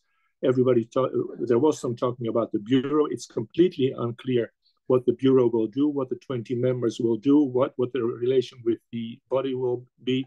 So that has to be cleared up. And one thing that really surprised me is that in the resolution, it says explicitly that the committee, that body will meet in New York. I would say, if we are really concerned about the global South and developing countries, why didn't we take the decision to have these meetings in Nairobi or in Lagos or in Pretoria, somewhere, not in New York, an expensive city, where unavoidably I would say the Western countries will be easier to go than other countries, and where the influence will be, the balance will be on their advantage as well. Why New York? I really think that is an unfortunate decision, but that's obviously a minor detail. The core issue is we need consensus. Consensus is a hard way, and we will encounter the same problems that we have encountered in the inclusive framework. Thank you very much. Thank you very much, Art. And this leaves us still with ample time to further discuss with the audience. I think already to start, it's very interesting that actually you have discussed in all your four interventions, you have discussed different things. So on the one hand, it was about the ad hoc committee, the one that is definitely established now, and then also a potential further body that may be established by this convention that will be discussed by the ad hoc committee. So right now it's actually two different issues, I would say. One is how should this ad hoc committee work? How is it structured? And then what should follow on from there on? We will do the same procedure. Either chat or just raise your hand. I already see one question from Luisa. Luisa, would you like to maybe briefly say it? Otherwise, I can read it. Yes, I can say it. Sorry. Can you hear me? Yes, yes. Hi. Thanks very much for everyone thanks for the speakers and everything. Super interesting.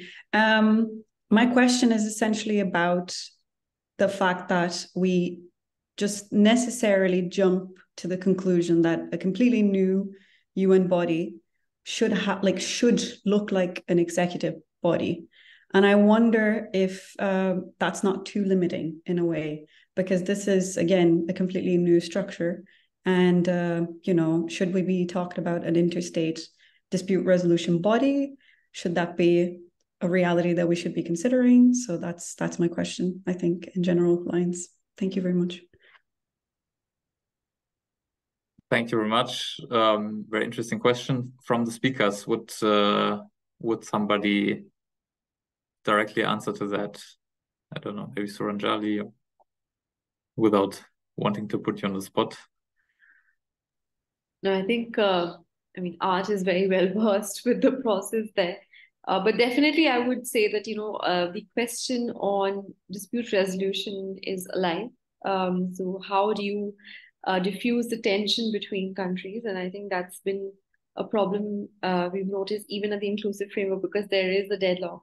And I think that needs to be thought about, and there has to be a tiebreaker as well. But still early reflections on what that may be, because we don't even know what the structure looks like. And maybe Art can reflect on the executive structure of.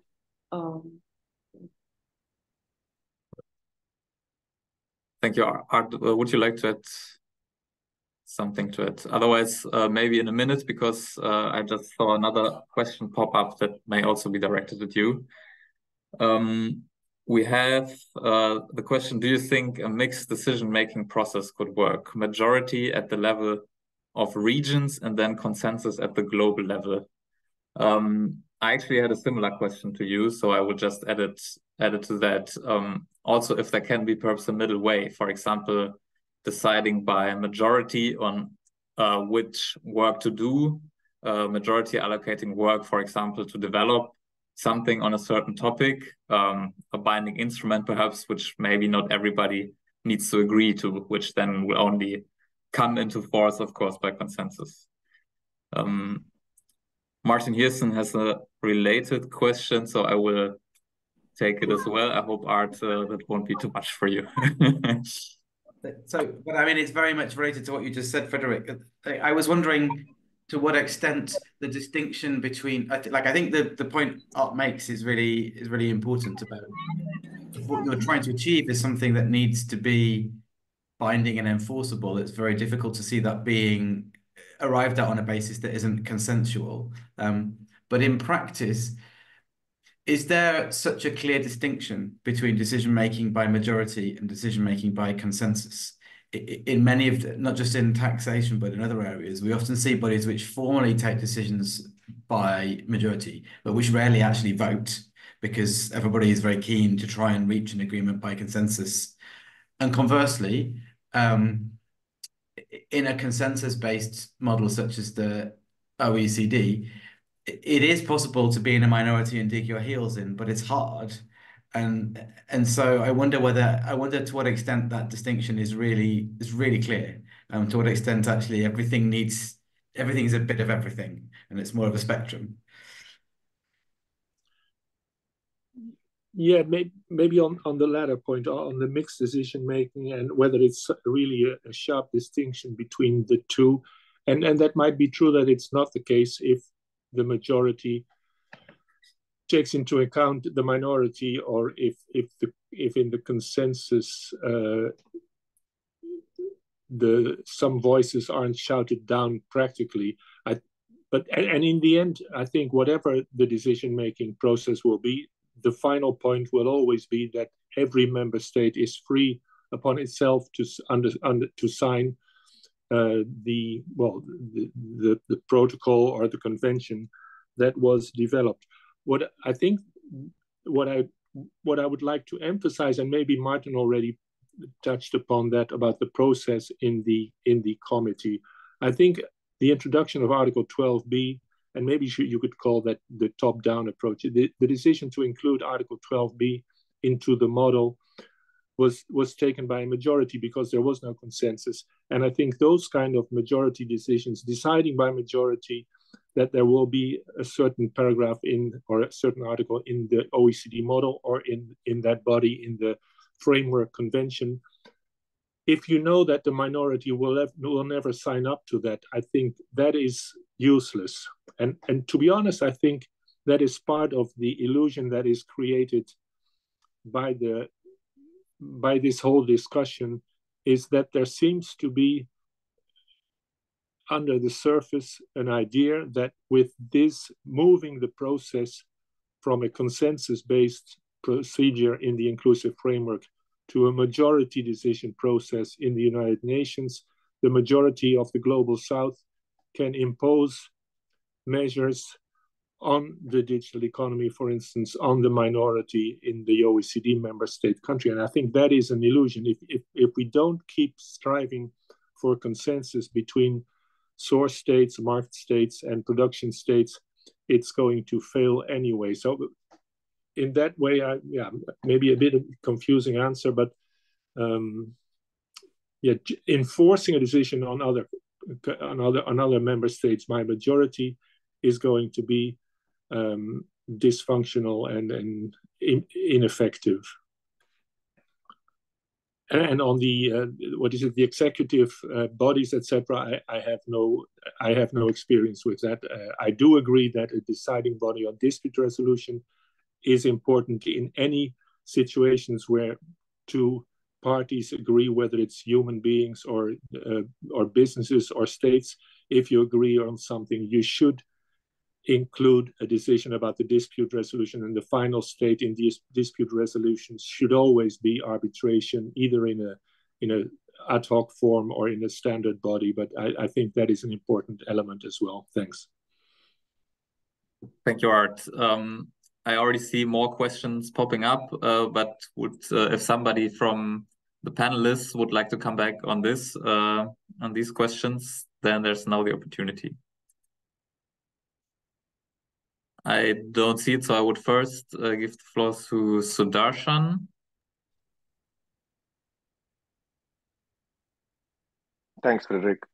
Mine is sort of a comment which leads up to a question as well.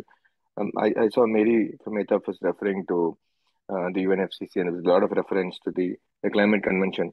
But the only thing sort of I see in the UNFCCC is the COPs.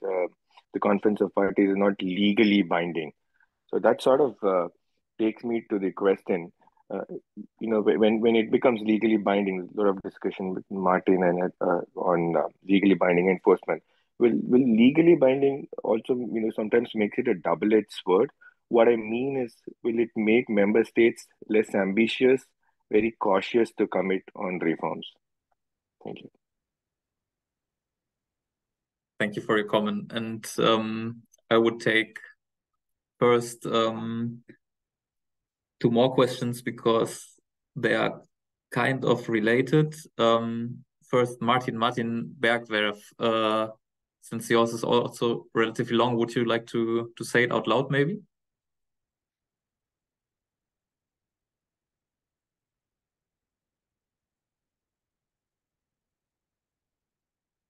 Then it's fine. I can also read it. So Martin Bergwerf says, how should the new body operate to obtain different or more strong input from the countries that currently perceive not to be heard at the OECD inclusive framework level? Is the issue really the representing body or the backlog many inclusive framework participants have in the international taxation area, while they're supposed to have a clear opinion on complex issues like taxing digital profits within the current tax framework and the implementation of a minimum tax? So I would leave it maybe at these 2 questions by Sudarshan and by Martin for now. And who would like to say something about it? Maybe especially the second question. Mary, can I give this to you perhaps?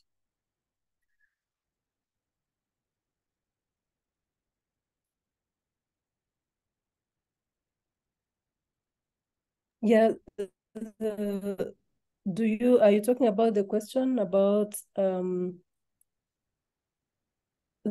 issue? The backlog. The question by Martin? Yes. All right. Okay, thank you. Well, I do just want to say 2 things. I was also looking at it and trying to ask myself, the question is, how should the new body operate to obtain different and more strong input from countries? I think in answering this question, it is important to see how many countries are involved in this whole process. And what does then the UN body promise in terms of improving the process? So if you look, for instance, let me use the African example. If you look at the current structure, the inclusive framework, only 27 countries are involved in these discussions. So the rules and the discussions that are held and the decisions that emanate from this process are decisions that really articulated by the 27 countries. So in this new process, it means that whether complex or simple, that these people discussing this are limited. And I think that is the point here that the countries are trying to express, and that is what is trying to be addressed in the issue of inclusivity. It's exactly who is debating and on whose behalf are they debating. They're there as countries and they debate on individual country behalf. Well, there may be regional organizations that may articulate issues like ATAF, and we try to articulate on behalf of everybody. But at the end of the day, it's the 27 countries that matter in that discussion. So this new arrangement will mean that everybody, that 55 or 54 countries that that are in Africa will then be on the table and will be able to articulate this. Or if they don't come individually as countries, they will join groups that will then be able to articulate the different issues. Yes, there is the issue of complexity, and we have never shied away from that, and we always talk about the issue of complexity. But then, if this is going to be an equitable structure, if this is what we want, isn't it important that everybody understands these complexities? Shouldn't we have a body that tries to break down all this so that everybody then takes an informed decision? I'm just putting it out there again to Martin. Thank you.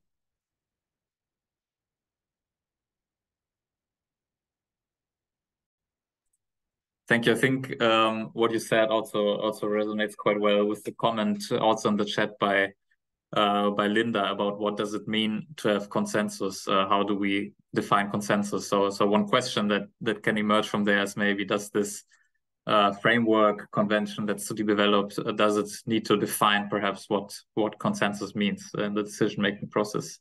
But I also see a hand from Art. You would like to add something.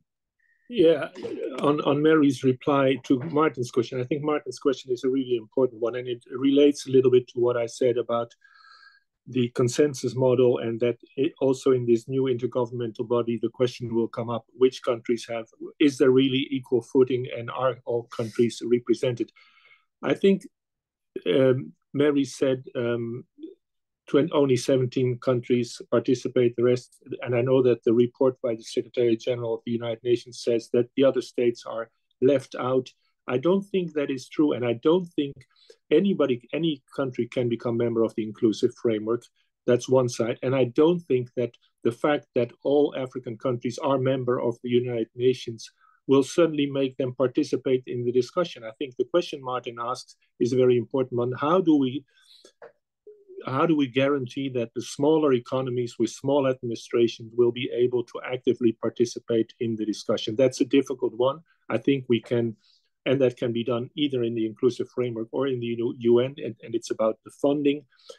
How are we going to realize that the poorer, smaller economies will be helped by the larger ones to send their people to the meetings and to actively include their voice in the discussion? That is the point. I don't think that the distinction lies between the fact that Lesotho is a member of the United Nations and is not a member of the inclusive framework. The question is, how do we guarantee that the administration, that the tax people in Lesotho are able to have the time and the funding to prepare their position and express that position in the body? And that is not a question of formal membership, but of sharing the funding and sharing the burden and sharing the experience that we have. And that can be done either in the inclusive framework and doesn't necessarily have to happen in the UN. Thanks. Thank you, Art. Martin Bergwerf, who asked the initial question, wanted to come back. So we would like to hear Martin, and then the other Martin, and then Mary Bain again.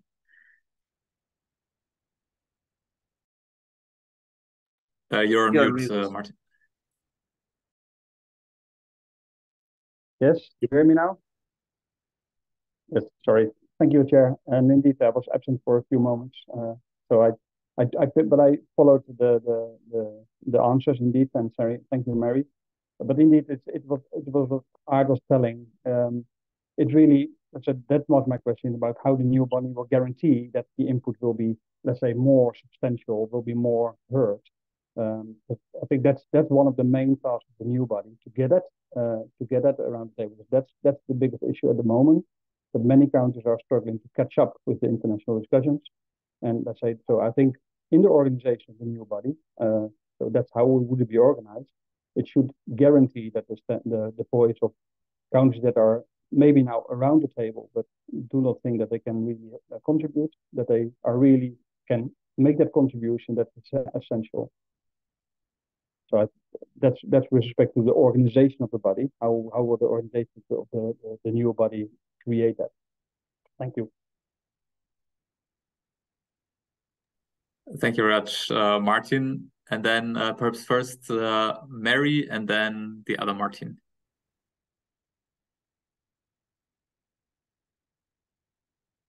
Thank you so much.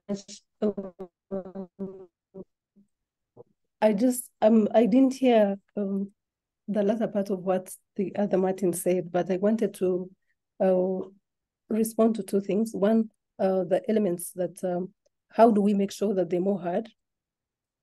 I think it's not about being heard more, because there's some countries that haven't been part of that discussion period. And what we are saying here, or what we see the African group has been articulating, is that these countries will now have an opportunity. If you look at the details in the resolution that was tabled by Nigeria, there's an element that is repeated about the possibility of garnering forces under a grouping, for instance, to show that you are heard.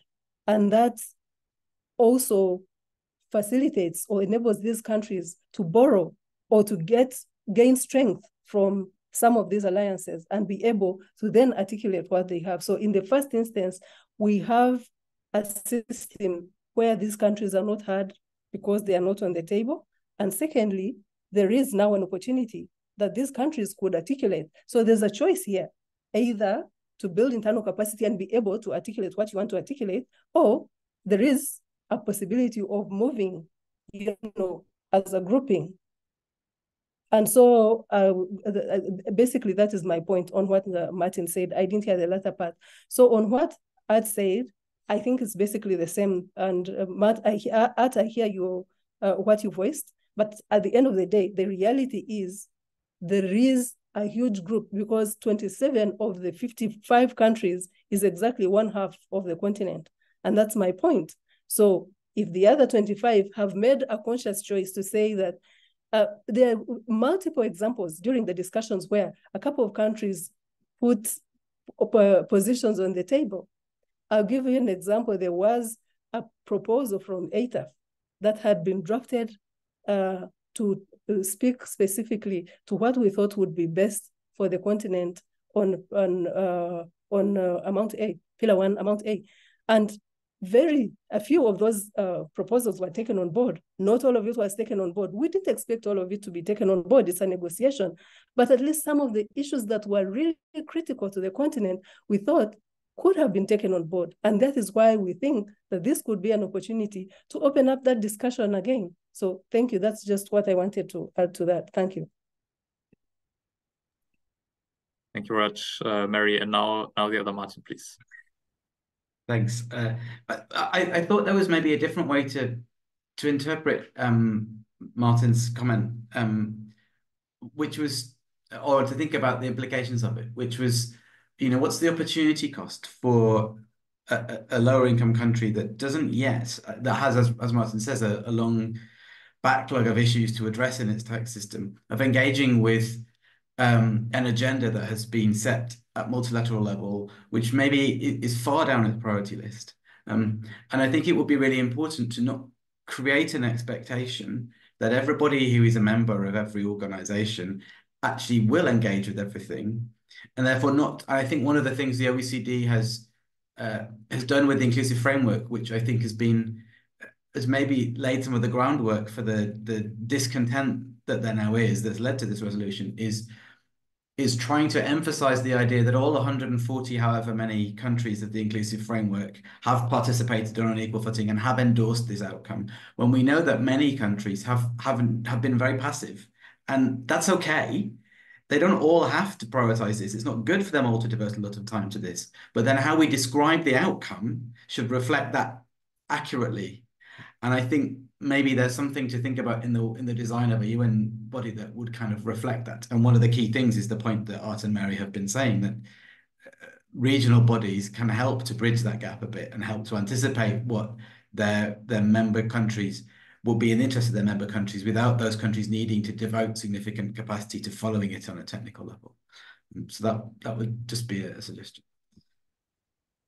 Thank you, Martin. And then we have another comment from Irma. After that, I would like to briefly maybe direct the question back to the more immediate question of this ad hoc committee, and if there are any thoughts further about the structure of that. But first Irma, please. Yes, thank you.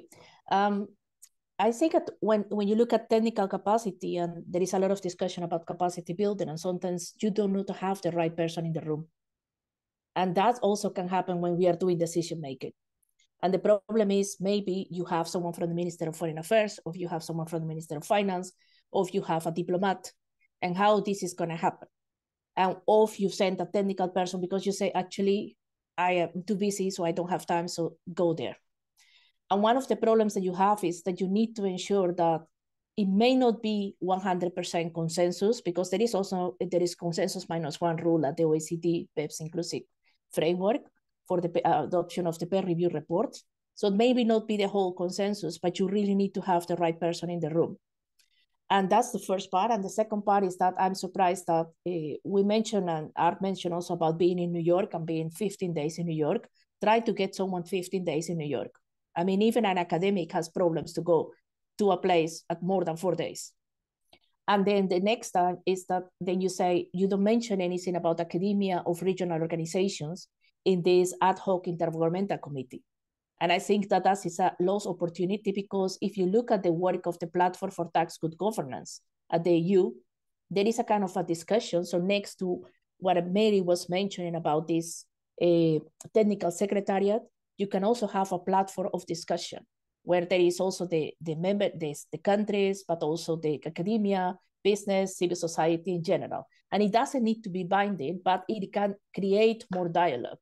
Hopefully this will help to do a little more than just being 15 days in New York, where you are not going to get the right people to go the 15 days to New York. And then next to that, you do not have, you may have one person, but that is not the person that deals with all the technicalities. And one of the things that you really see in capacity building, and what my experience is that if we have a discourse, and discourse is OECD, BEPS is good, and you need to implement that, even though you bring another topic, for instance, tax incentive, having a good framework, needed to be tax expenditure, and so, the only thing that the person is going to ask you in the room is how I'm going to fill the Pillar 2 requirements. So then we lose the whole discussion. So those are some of my thoughts. Thank you, Rima. Also, you already mentioned the issue, some of the issues related now to the new ad hoc committee that was decided to be set up yesterday. And to a bit close off this discussion, I wanted to ask the other participants as well if you have further thoughts about this ad hoc committee and how that can be structured. So Eski already mentioned the importance of ensuring gender balance in this committee. Further questions that may be added is what kind of people should countries send there? Should it be, for example, technical experts, people that already participate right now in the OECD or the UN, or should it be people with a different profile that have expertise in other areas? Should they try to send high-level policymakers, or should it rather be technical people? I think these are important questions that need to address kind of immediately. So if anybody has any more thoughts on that, that would be appreciated. Otherwise, I just saw that we have also another question in the chat. Given that the new body will have many members and they will have different interests and claims, would it be impossible to make any meaningful binding decision if the new body's decisions were to be made by consensus? I think we've already discussed this question to some extent, but yeah, if you would like to make any final statements on either questions, please go ahead. I see, Art, that you unmuted, but yeah, please go ahead. Yeah, let me take it. I think the language of the chat question was interesting. Yeah, it says to make any meaningful binding decisions if they were made by consensus. I think that is the critical word. I think meaningful binding decisions will probably only be possible to make by majority, because there are completely different positions of the different member states in respect of attributing taxing rights. So meaningful, I think to take a meaningful decision would be more effective to do it by majority of vote. But the other question is, will it be effective? If in the end countries will have, if there will be a multilateral, and we'll come under question 4 on how the structure would be, but if there would be a framework convention that has to be signed by each individual member state, the member state we are aiming at will just not sign it. So I think there is a difference between meaningful and effective. Meaningful decisions can probably better be taken by majority, because they can just deny the minority, deny the lack of consensus. But if we want it to be effective and to work in practice, we need consensus, and we cannot just rely on the majority. And I had an opinion about this. Who should we send to New York? And I'm a little bit different in that than Dirk is. I think we should send tax people to New York to describe as concrete as possible which tax issues we want to deal with in New York. And if we had that goal described, then we can go to the formalities and say, okay, the best way to solve this is to do it in this structure. So first the goals, then the structure. Thank you very much, Art. I don't see any further hands right now, so why don't we take a break now to refresh ourselves and come back at 5 past the hour, whichever hour it is for you, and continue with the 3rd session. Yes, so welcome back. We continue our roundtable discussion. It has been very interesting so far, and we move on to question number 3. Question number 3 is the following: what could be the relationship to the existing regimes, organizations, political forums? And here we do only have one intervention from Irma, so I directly hand over to you, Irma. Thank you. Thank you so much. So in this case, we are going to have the relationship of the 16 regimes, organizations, political forums with this UN body. But it is important to also mention the UN Framework Convention. So the fact that it's a convention, and what it was mentioned before, it need to be a legally binding document because it will be a convention. So this adoption of the UN Framework Convention resolution, so the fact that they are going to discuss that, it may consider a binding document. But the question is, what type of actors can be involved here, any other actors and the objectives? And one of the questions, what I tried to here to do is to summarize what we did, what I heard yesterday, and also kind of the discussion that what I have been able to participate in different regions in Asia, Latin America, and Africa. And one of the things that you also see is, of course, the importance of the OECD and the BEPS inclusive framework. And then yesterday it was mentioned, we don't need to undermine the OECD of the BEPS inclusive framework. We do not need to duplicate. We need to complement, and we need to support.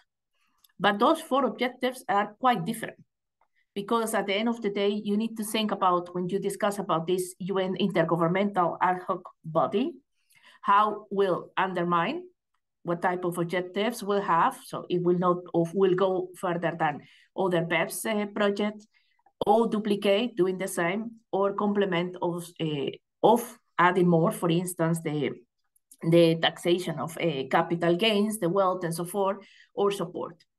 But two questions that I saw yesterday when we were in the discussion that I thought were really interesting is how to participate meaningfully in international tax discussions. And this has nothing to do with the UN, with the OECD, with anyone. This has to do just the countries meaningful, having something to say. And what you really see is that this meaningful, having something to say, it becomes very difficult for the countries.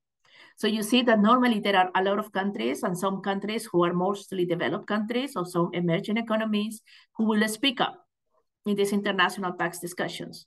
Others may be afraid or may not want to speak up because of the language barrier, but others may also not have the technical knowledge. So the meaningful participation is important. And then I want to take a step back because we see also that if I go to a meeting and I go to an international meeting, most important is that I am aware that the participation that I have there, that what I'm going to say there, it will be important, relevant, meaningful. And then, but that person needs to be aware of that. So it's not only about saying, well, my Minister of Finance sent me here to listen, and then I will take notes and I will report to the Minister of Finance, because that happens a lot. And that happens a lot, especially in the discussions that we have seen on the BEPS inclusive framework when they were on site in Paris, because not everyone could go to Paris. And the next to that is also the question, if there is no meaningful discussions, are we still talking about having this BEPS and this political commitment for Pillar 1 and Pillar 2 legitimate and inclusive enough? And for the ones who read the GLOBTAXGOV, we discussed about the legitimacy and inclusiveness, and we also discussed it about not only being transparent, but also being responsive and open to the needs of the countries. And this transparency, I understand, as it was mentioned, you cannot be transparent in everything, but you cannot do just the opposite. So you have to find this middle ground where you can be transparent enough to say the decisions are being taken because of this and this and this, but also you need to be legitimate, you need to be responsive to the needs of the countries. So if the countries say we need to have about illicit financial flows and we need to discuss about tax and illicit financial flows, what are we doing about it? And also being open to other topics and other topics, for instance, also the recovery from the COVID crisis, of how you link to the SDGs and broader objectives. And then when you look at the actors, so if we see what will be the relationship, we see that the UN Tax Committee is kind of uncertain right now. What Art was mentioning could be the Secretariat, could be something else. We don't know what is going to happen. But the UN Tax Committee has a lot of expertise, but the question is how we is going to translate this in this intergovernmental ad hoc committee. And next to that, it's also interesting to see the whole time the OECD saying with the political mandate of the G20, and sometimes also the role of the G7. So what is going to happen here? Is the G20 going to say something about it? Is the G20 going to legitimize this resolution? But then what I also think is interesting, and I haven't heard anything about so far as I know, in the last 3-4 weeks of 1 year since we started with the draft of the resolution, about the G24 and G77 countries. G24 and 77 are developing countries. And we know that when were the discussions of Pillar 1, there were 3 proposals, and the third proposal on significant economic presence was by the G24. But since then, we don't hear anything. And we have seen some some meetings on G77 plus China, but again, we don't hear about anything. So it would be interesting to see how these political organizations will also be involved. And then one thing that is really interesting, and I have noticed now, is that we may not talk the same language among regions. When you are in Asia, is MTRS, the medium-term revenue strategies, and TADAT, the tax assessment diagnostic tool, and BEPS. When you talk about Africa, is in African Union and ATAF, is the link between what is the tax and the political, and it's about the content of BEPS, Pillar 1, Pillar 2, and more than. And when you look at Latin America, and the Latin American platform talks about the sustainable development, tax for sustainable. But then the question is how we make sure that if the regional organizations of regional frameworks are going to provide information, kind of help, that we need to speak the same language. And I think that we see regional tax organizations that are more busy with the technical assistance. We see SGATAR that is going a little behind because now it's the Asian Development Bank, and there is a OECD BEPS also taking place, adoption of the BEPS, participation in the BEPS inclusive framework. But then the question is how we make sure that we speak the same language. And I think that in that case, ATAF has a very, very interesting role, because ATAF has been the one who has still working a lot with all the parts with the NTO, the Network of Tax Organizations. So also don't forget about that one. And then one of the things that is also interesting, and when you see the Addis Tax Initiative and you see conferences, there is a lot of the role of the donors. So for instance, yesterday Norway say, we are one of the donors. We are not going to have a vote here. We see also there are donors like the UK, EU saying, the European Union yesterday saying, we support the Addis Tax Initiative, we support development and Switzerland, but also other countries. And the question is, are we the donors talking the same language? Of course, there is some sort of coordination between the donors so that you don't repeat the same work, but are we really talking about the same? Because if you see the donors, they may be supporting different initiatives, but how we make sure that those initiatives also achieve the same goal. So for this bottom-up approach, there is a lot of things that need to happen. And one of the things that I also found interesting is that there is a lot of discussion, and especially yesterday, on illicit financial flows, recovery from COVID crisis, not leave anyone behind, and talking about domestic resource mobilization and fairness. And these topics are so important, and it's not only BEPS related, it is not Pillar 1 and Pillar 2. And we need to have clear, and the UN also needs to have it clear, that it is not only about all these topics, but it's also about how we make sure that we have a convention that has a holistic, comprehensive approach. And then and the problem would be also, of course, inclusiveness and effectiveness. Because even if we manage to get a good convention, how we make sure that it will be effective enough and will achieve the objectives that we want to have. So this is some of my thoughts on the experience, what I have seen in different regional organizations, in different work of international organizations, because of course, do not forget the IMF, do not forget the World Bank, when also, for instance, they say there are also other needs than BEPS related. So for instance, the tax expenditure and the transparency of the tax expenditure.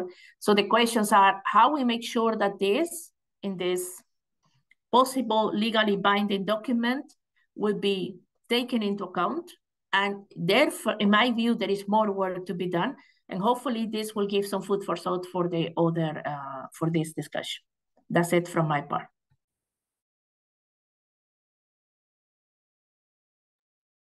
Thank you, Irma. So we do have time, a few minutes for questions if there are any.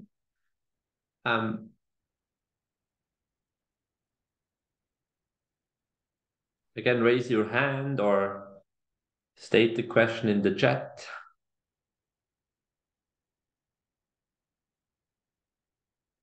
Martin, please. Irma, what do you think we can learn from the platform for collaboration on tax, which was, an attempt to get some more global coherence, and which kind of feels like it's had some achievements, but has been kind of, I think everybody involved in it has kind of hated it. So what do you think? Do you think that we can learn anything in thinking about the UN Convention from that experience? I think that's a very interesting question, because actually when you want to attend a meeting of the Platform for Collaboration on Tax, you cannot go to the UN to get an invitation.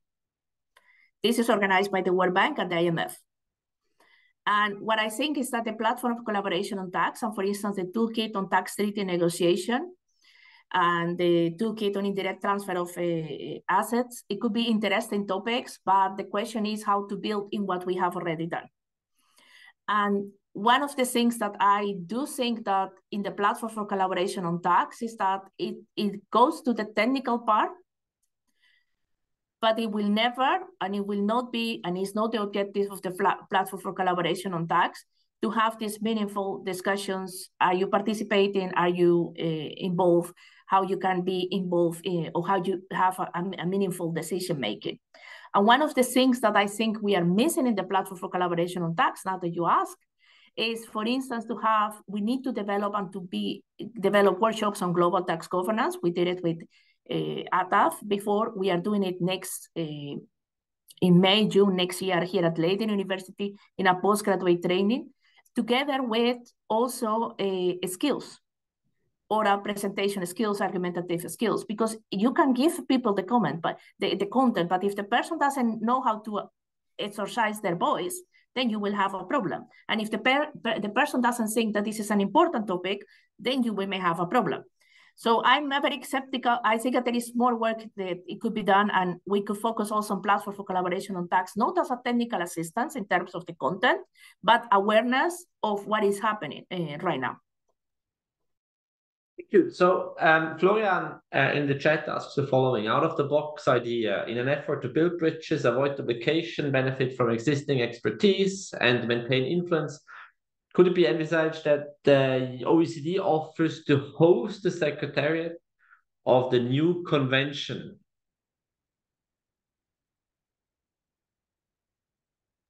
Do I need to answer that one? Because I mean, Art has raised his hand, so I guess he's going to answer the question. Art, please go ahead. No, I don't want to be in front of Irma, but I think, let me check, I think it was Florian who asked that. I think that would be the best of both worlds, a completely inclusive deciding body, the UN, and taking advantage of the far better technical experience of the OECD Secretariat. And then the only thing we need to decide is that we will not host that body and that Secretariat in Paris or in New York, but in Nairobi or in Amsterdam, obviously.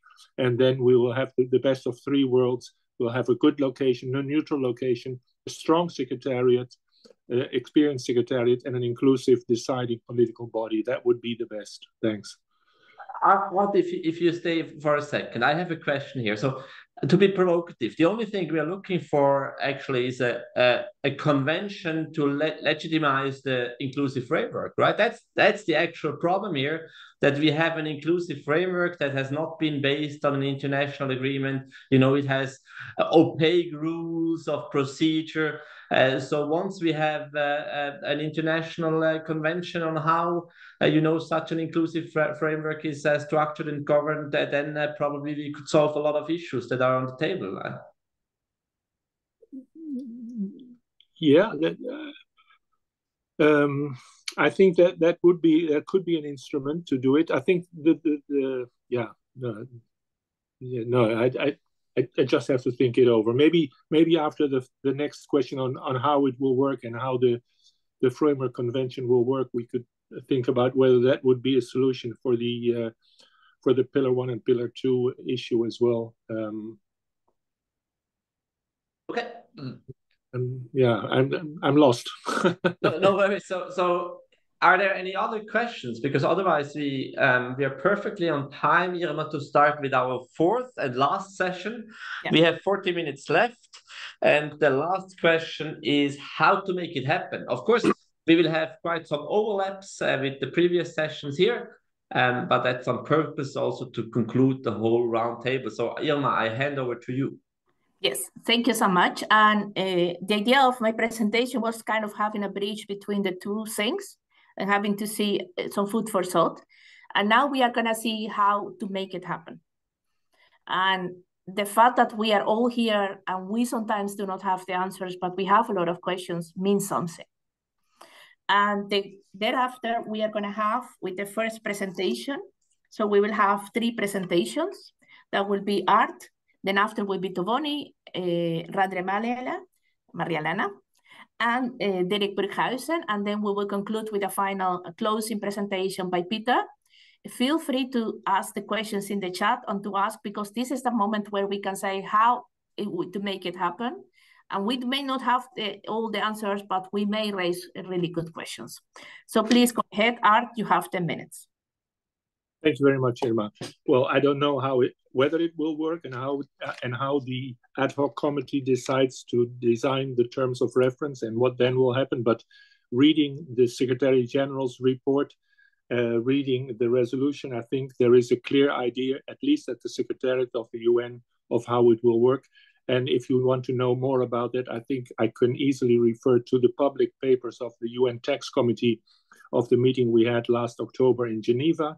If you look at the paper CRP number 40 and their Annex B, there is a design of a fast-track instrument to include UN provisions into bilateral treaties, which consist of a three-step approach. It would be the design of a framework of a treaty, a framework convention. That is the first step. That would be the binding convention, and by signing that convention, the signatories declare nothing more than that they want to participate in the consistent interaction or the continuous interaction, like Dirk mentioned it in his introduction. So, okay, we agree to sit at the table. Then what happens at the table is that the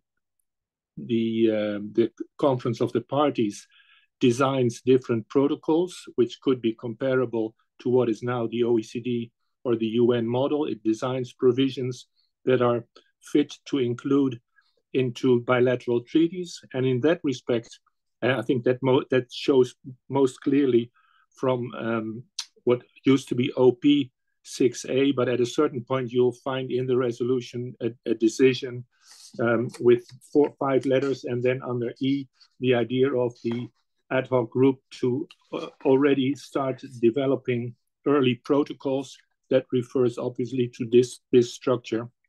So the Conference on the Party that have signed the overall convention will develop protocols that are ready to include into bilateral treaties. And then the third stage of this approach would be that member states bilaterally agree to include the protocols developed under the treaty into their bilateral treaty. And that obviously, that is the criticism in the tax committee on this approach. If the final stage is that countries bilaterally agree to include some of the protocols into their bilateral treaty, what is exactly the time-saving aspect of this whole approach? Wouldn't it be better to just keep it as it is at this moment, agreeing bilaterally? What is the added value of a framework convention, specifically knowing that countries, when negotiating bilaterally, they will never agree on just one aspect of the treaty. They will never sign. A good example would be, suppose under the framework convention, a protocol was developed designing a possible provision on technical services fees. Some countries might find that acceptable, but only acceptable if they get something in return. For instance, if they get arbitration in the dispute resolution article in return. That is difficult because you can only sign one protocol at a time. The way to agree that bilaterally by seeking a new balance between different provisions is a bilateral approach, and therefore that is the doubt that lives in the tax committee, and certainly in my mind, whether this is really a better and a more efficient way than the way treaties are negotiated bilaterally at the moment. But this is certainly, I think it is workable. I don't know whether it has more merits than just having a model as we have at the moment, but I think this is the idea in the UN Secretariat of how the whole framework convention will work. Thank you. Thank you so much, Art. And now we give the word to Tovoni, and she will present also the work that she co-authored with Martin, her son with Frederick, and many others that will be also put in the blog, in the chat. Tovoni, please go ahead. You have 10 minutes. Thank you, Ma, and thank you, the organizer, for the invitation. I am Tovoni, a researcher at the International Center for Tax and Development. Before my academic research, I was a tax official from the Ministry of the Finance in Madagascar. In this presentation, I will bring thoughts from my practical experience. Before I start, I'd like to explain how I understood the question. To me, the question is not how to create a new intergovernmental tax body in the field, but rather how to establish the inclusive and effective international tax cooperation at the United Nations. So this refers to a new body at the United Nations. As I said, my contribution will be based on evidence drawn from interviews with 33 government officials, mainly from small countries, lower income countries, conducted earlier this year from May to July 2023. From those who are interested, the document is available at the ICTD website and can be downloaded for free, which title is Inclusive and Effective International Tax Cooperation, the Views from the Global South. I will say that this document is a precious tool as it helps to identify the obstacles and all the challenges faced by many lower income countries in the current international tax regime. And it also highlights the expectations of those lower income countries for a new tax body at the United Nations. On the basis of this information, it may be possible to draw up three broad outlines for the establishment of this international tax body at the United Nations. First is addressing the deficits of the current international tax regime, such as the negotiation capacity, the predominance of the English language, coupled with the absence of translation in a timely manner, and so on. And second is the increasing decision-making process. And third, about the agenda, I think the new body has to support small countries in definition of the agenda by a group outside the OECD. Now I'll come back to my first point. First, I will say that it is very important to start with expanding the role of the current United Nations Tax Committee and address all those deficits which prevent effective participation of many small countries in the International Tax Forum. There are so many deficits, so we cannot be exhaustive here because of the time constraints today. But we can mention a few aspects of this, such as the problem of the negotiators in terms of capacity in negotiating, the difficulties for many negotiators in following the discussion in English, the lack of coordination between political and technical stakeholders within the government, and finally, the lack of coordination between states also. So to our view, the United Nations could become the clear leader among international organizations in its efforts both to address negotiating capacity imbalances and to create an international regime that supports more variation in priorities and implementation capacity. One particular aspect of the capacity imbalance that has not been adequately addressed by any organization is the dominance of the English languages in international tax negotiations, which is coupled with the absence of timely translation and comprehensive interpretation. So it is important to say that the OECD's efforts in this sense are valued by Francophone countries, because there is a regular presence of the OECD for capacity building in their place. Having said that, I think that the United Nations could improve also its visibility in lower income countries, and especially in French-speaking countries. There are critiques that they are not, our French-speaking countries are not familiar with the UN products, apart from the UN tax treaty model. Their website needs to be made more dynamic. Doing research on it is a pain. They could schedule their training workshop in lowering in those countries, especially for French-speaking countries. So now the second point is that the UN could increase transparency in the decision-making process. I think that the decision-making process is very important. There are two ways to do it. We've already talked about it earlier. There is the process by consensus or on majority. We're not going to discuss on it again, but one thing is sure that this will certainly create an intense debate between the lower income countries and the OECD countries. We have evidence that from OECD countries that they will not accept any decision-making procedure other than consensus. Anyway, one thing that needs to be done is to make the process more transparent.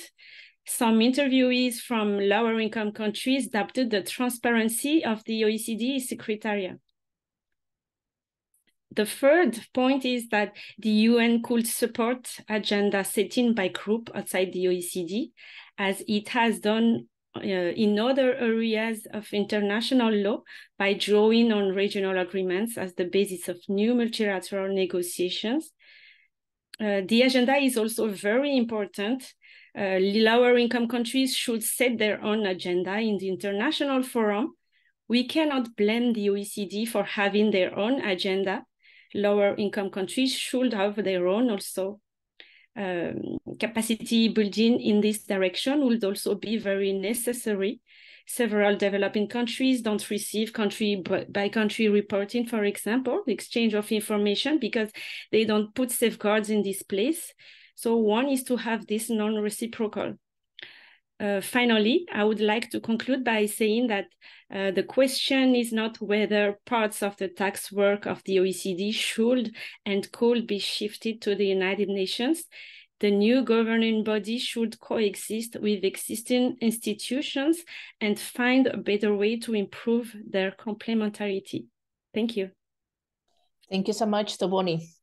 I think that you have touched a lot of important topics that it come really from the developing countries. And what you also see when you do the analysis for the peer review reports, for instance, that there is a lot of questions also regarding the peer review of the PEPs for minimum standards. And for instance, what you mentioned about the country by country reporting, some countries will say, even without the technical assistance, I don't know what to do with it. So these are kind of issues that need to be kept in mind. So let me go to Derek. Please go ahead. Yes, so a few reflections on the idea of where should we be going. I think that's just the ambit of the question.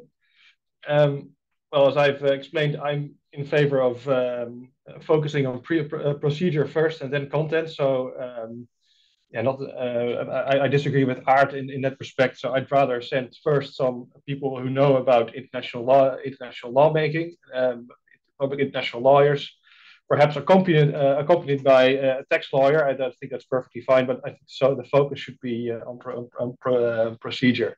And the idea there is maybe to explain it a bit is, as soon as you start to have discussions on international tax law, you know all of these discussions will be heavily debated. So all the contents of international tax law will be heavily debated internationally. And I think we've seen that in almost all of the discussions we've been having.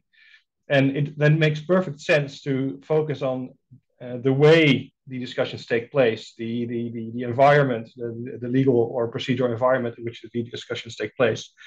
And we also know that if you start off with protocols, then academia and outsiders will start to question how these protocols have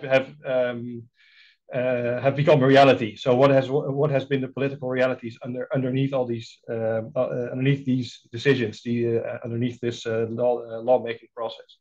So it therefore makes a lot of sense not to forget about procedure. And if we then look at the United Framework Convention on Climate Change, which I think so far has influenced our thinking of this multilateral initiative quite a bit.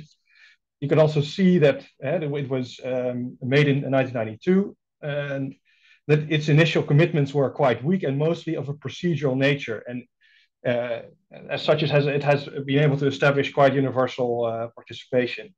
And it focused a lot on the way that commitments are being agreed upon. for instance, by introducing the idea of a conference of the parties, by introducing reporting standards, by introducing ideas about how technical experience is being loaded into the discussions, by setting an international scene for discussions.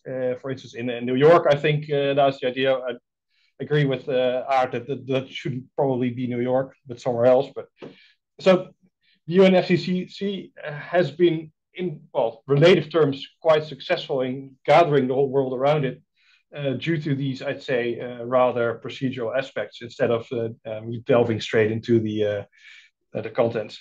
I must, however, make a small remark, because obviously in the case of the UNFCCC, the goals were far more clear than perhaps the goals are here. So I do think we need some sort of tax lawyers to complement the focus on the process.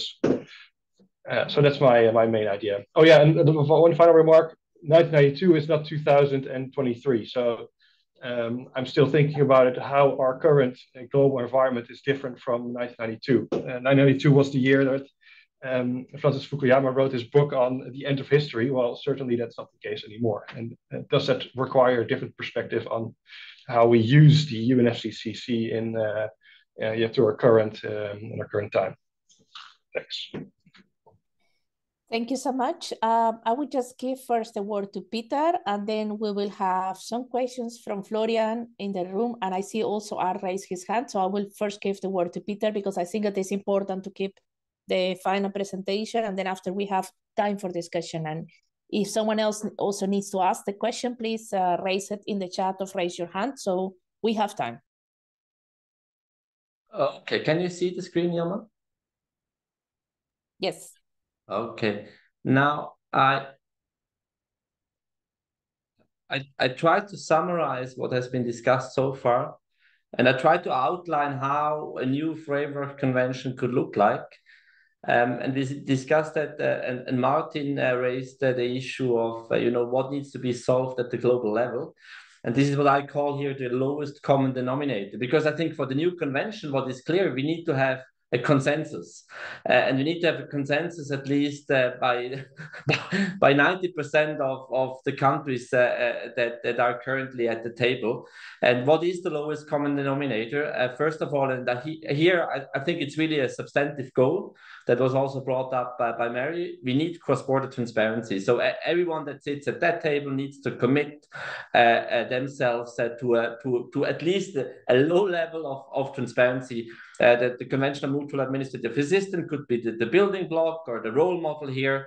Second of all, and I think that has been shown by Dirk in the beginning, we need to talk about procedural rules here mainly. We are not talking about substantive rules.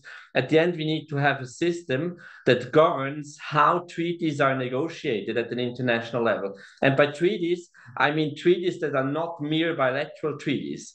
And I'll make some examples later on. I think these governance rules, these are really the key element here. And this is what I was trying to outline when I mentioned that, are we just talking about legitimizing the inclusive framework through a convention? Maybe that's the case. Because what is missing at the inclusive framework is that we don't understand how the inclusive framework really works. We don't know how we can come up with new ideas, new proposals, who sits at the table, who decides what is published, etc. Third, and this was mentioned by Tony, we need to create rules that potentially some treaties are applicable in a non-reciprocal manner. Of course, that idea derives from the WTO. At least we need to create that opportunity that we can do that. For instance, thinking about automatic exchange of information in a non-reciprocal manner for the first 5 years if you're not able to collect data or CBCR data, etc. Fourth, and I think that was mentioned by Suranjali, we need to talk about a judicial body for interstate disputes, because the more we try to solve at the global level, the more we need a judicial body. And this is what disturbs me a bit. I mean, Pillar 2 will not work unless we have an international body that tells us whether a QRTC is really a QRTC, whether a QDMTT is really a qualified QDMTT. Pillar 2 will not work. So the more we try to solve our tax problems with huge global proposals with a high impact on sovereignty, the more we need a judicial body. And here, you know, the idea is not to give the judicial body a lot of competences in the beginning, but to create it and then decide later on for which treaties we want to opt in, we want to have judicial control. Now that brings me to the treaties. And on the slide here, I call them plurilateral agreements. Of course, that term is also derived from the WTO framework. Now, that's basically what exists right now in the international tax regime. We have bilateral, multilateral tax treaties. We have cross-border mutual assistance agreements beyond the CMAA. So, for instance, automatic, CBCR. We have potentially in the future agreements on harmful tax regimes. I mean, why not agreeing on a minimum standard in an international treaty and then potentially have judicial control on whether a regime is harmful or not? Maybe in the future, and maybe I'm pretty sure we will see a lot more non-discrimination agreements between parties. So for instance, if Africa becomes more integrated, if South America becomes integrated, there is a need for non-discrimination agreements in tax matters, such as there is already within the EU or within the EEA or between, for instance, some third countries like Switzerland and UK and the EU. So they will become more important. The Pillar 1 agreement, of course, maybe there will be a Pillar 2 agreement if the current proposals won't work. We might have a tax arbitration agreement. We might have a tax enforcement agreement in the future or more tax enforcement agreements. And maybe in 20 years from now, we have completely new tax agreements. Now, what is the goal here now? We have this variety of existing agreements and new agreements that will come up in the future. And we need to have a link between this new framework agreement and the existing treaties and the future treaties, because we will have a coalition of the willing. So we will have some states that want to proceed with more integration, more harmonization. So we need to make sure that the framework is able to provide the necessary rules for such a coalition of the willing. And here I talk, you know, opting in, for instance, for judicial control. I mean, if we want to go forward with Pillar 2, then let's go forward, but let's have a judicial control on some of the rules. If we want to go forward with the Pillar 1 agreement, then let's do that among the willing, but then let's make sure that the Framework Convention allows us to have judicial control on that. And as well, you know, governing rules. Again, the convention should tell us how these agreements, these global or multilateral agreements are negotiated. I think that's key here, but it's not mandatory. The mandatory part is only the governing part, the part that was highlighted by Dirk. I think that's really key here. We should mainly focus on procedural rules and substantive rules. The only one that I propose here is transparency. Transparency is key, and transparency should be part of that agreement. I think having said that, I tried to summarize some of the ideas that are distributed here. I call that a meta regime. There is also a small blog post about it if you're interested. But the meta regime is basically a framework agreement that allows the world to develop. We will have a coalition of the willing that will agree on a lot more treaties in the future. And we will have some states that won't accept these rules. So far, so good. So the convention should accommodate both interests. Thank you, Irma. Thank you so much. And we do have 2 questions from Florian. Florian, would you like to ask your question? Would you like me to ask? Sure, I can try. Can you hear me? Yes, go ahead. Just as an introduction, as Art before, my name is Florian Schatz. I work for the German Development Corporation, GIZ, but my questions and my views are personal. So I wanted to ask actually a prediction of what's going to happen next, which is not that clear to me as I'm not a UN expert. What's the likelihood of OECD countries to engage constructively in this new committee? What's the likelihood of being less constructive or to disengage? And also, how is this new situation influencing the current OECD-led processes? Will this give momentum to potential renegotiation, changes to the MLC on Pillar 1 Amount A, or the potential ratification or non-ratification of the US? Are there any knock-on effects on that front that you could comment on? That would be very interesting to know. Of course, this is also all very hypothetical, I know, so I'm just asking for your best guesses. Thank you. Thank you so much, Florian. I may give put Art Yeah, would like to say something about it, and then after perhaps Mary. No problem. I can start. I'll try to get the chat question on my screen. Yeah,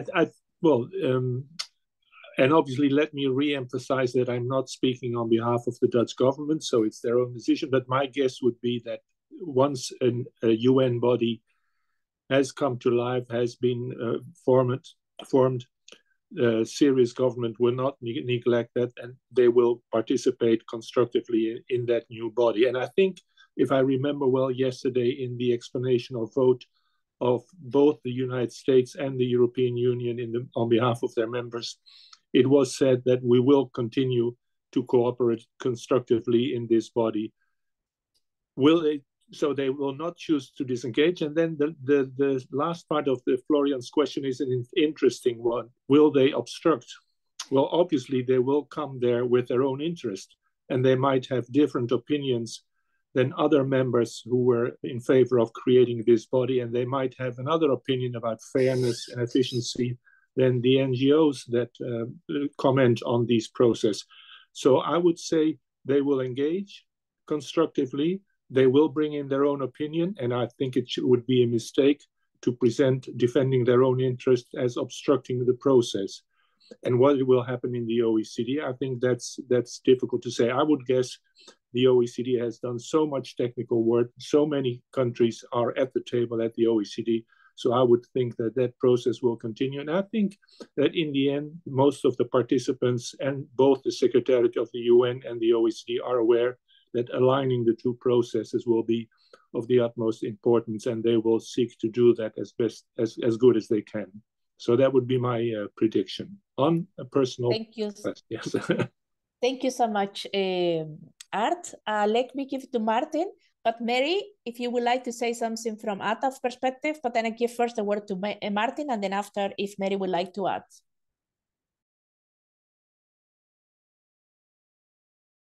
Martin, you are mute.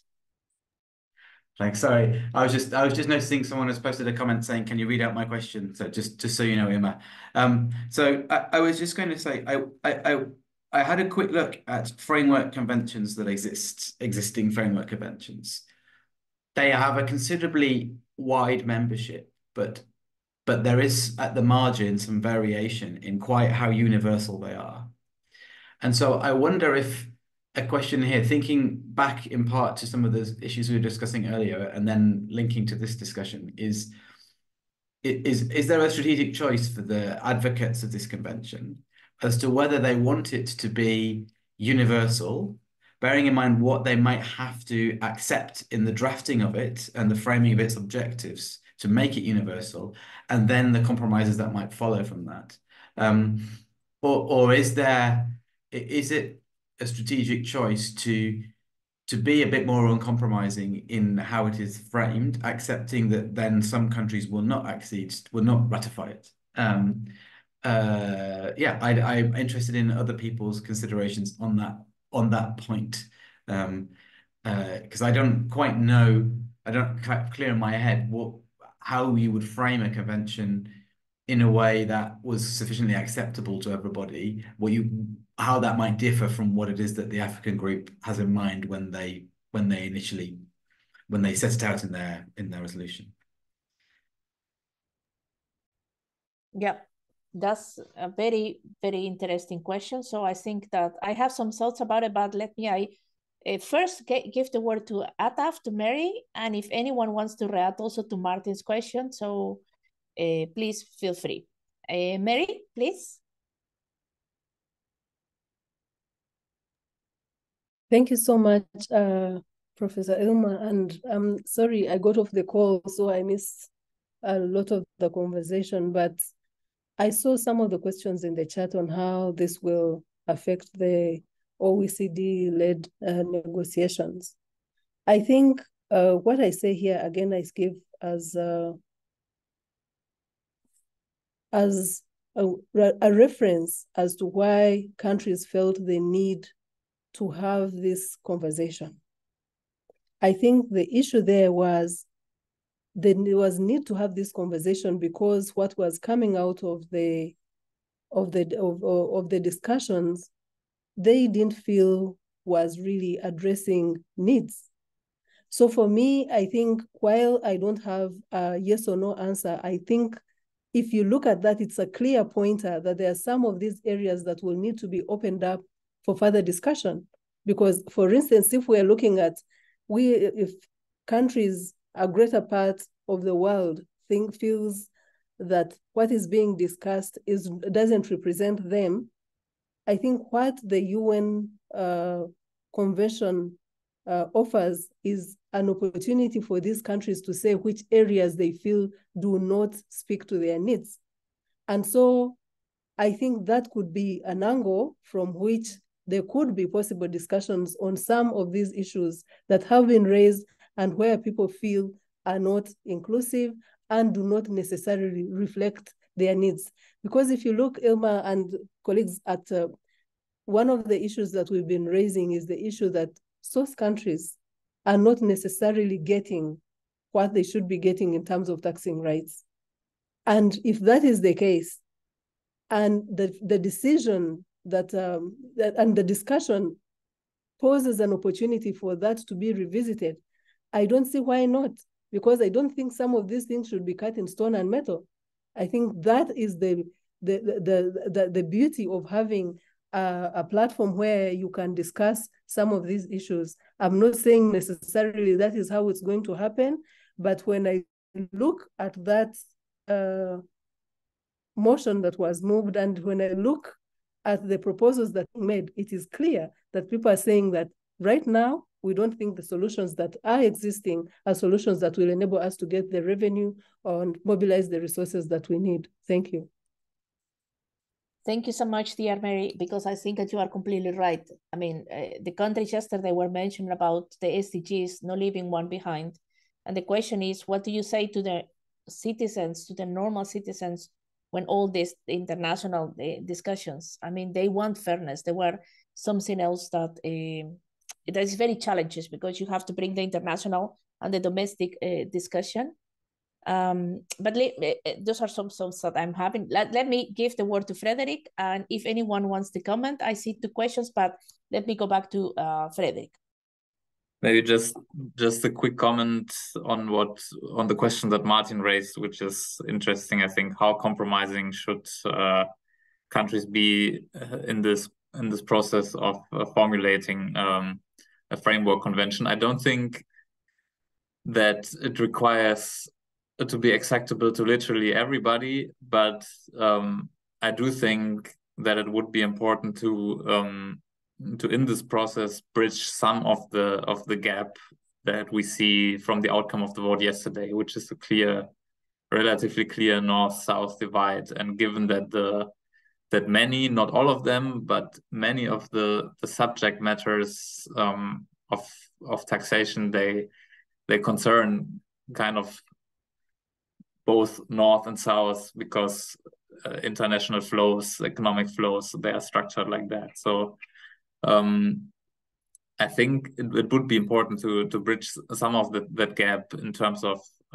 what is suggested there, but I also don't necessarily see that should not be possible, especially if the focus is first on procedural issues and gaining a consensus on these procedural rules and how it should move forward. I don't think it should be made conditional on everybody agreeing. If the US cannot agree or does not want to agree, that should probably be not the outcome should not necessarily be adjusted to that, but some way of finding further consensus, I think, would be necessary to make it a helpful document for the future. Thank you so much, Frederick. And we have a final question from Vanessa, but it's about the Pillar 1 and regarding whether Amount A will be assigned, I guess, you've been adopted by countries, considering the delay in debates, critics, etc. Is a real purpose or a theory solution? But this is more about the amount, Pillar 1 and Amount A. So perhaps we will give the word to Peter. Would you like to say something about it? Yeah, yes, as mentioned, with respect to Pillar 1, I mean, the agreement is out there. It requires 60% of the participating states, depending on the amount of UPs they have to agree. That means if the US does not agree, nothing will happen. So it will be theory only. If the US agrees, of course, things are different. But again, I think I would not emphasize too much that there is an interconnection between the two work streams here. So let's see. Thank you so much. Any other questions, thoughts, discussion? We have 2 minutes and we will really finish on time. But I don't see anyone raising their hand. So I just want to say thank you to all the speakers, but also to the participants. As you know, notice this has been recorded, so it will be available in the GLOBTAXGOV YouTube channel. And if you, hopefully this was really timely. I mean, the timing could not be perfect more than this. So we are discussing one day after, not one day before. So that's really nice. But there is a lot of things that we need to discuss. And this is just the beginning. And I think that hopefully this was useful for everyone. So thank you so much, everyone. And please keep in touch and we will organize more things. This is just the beginning. Thank you so much. Thank you, everyone. Have a nice afternoon. Thanks to the speakers. Thank you, speakers. Bye. Thank you.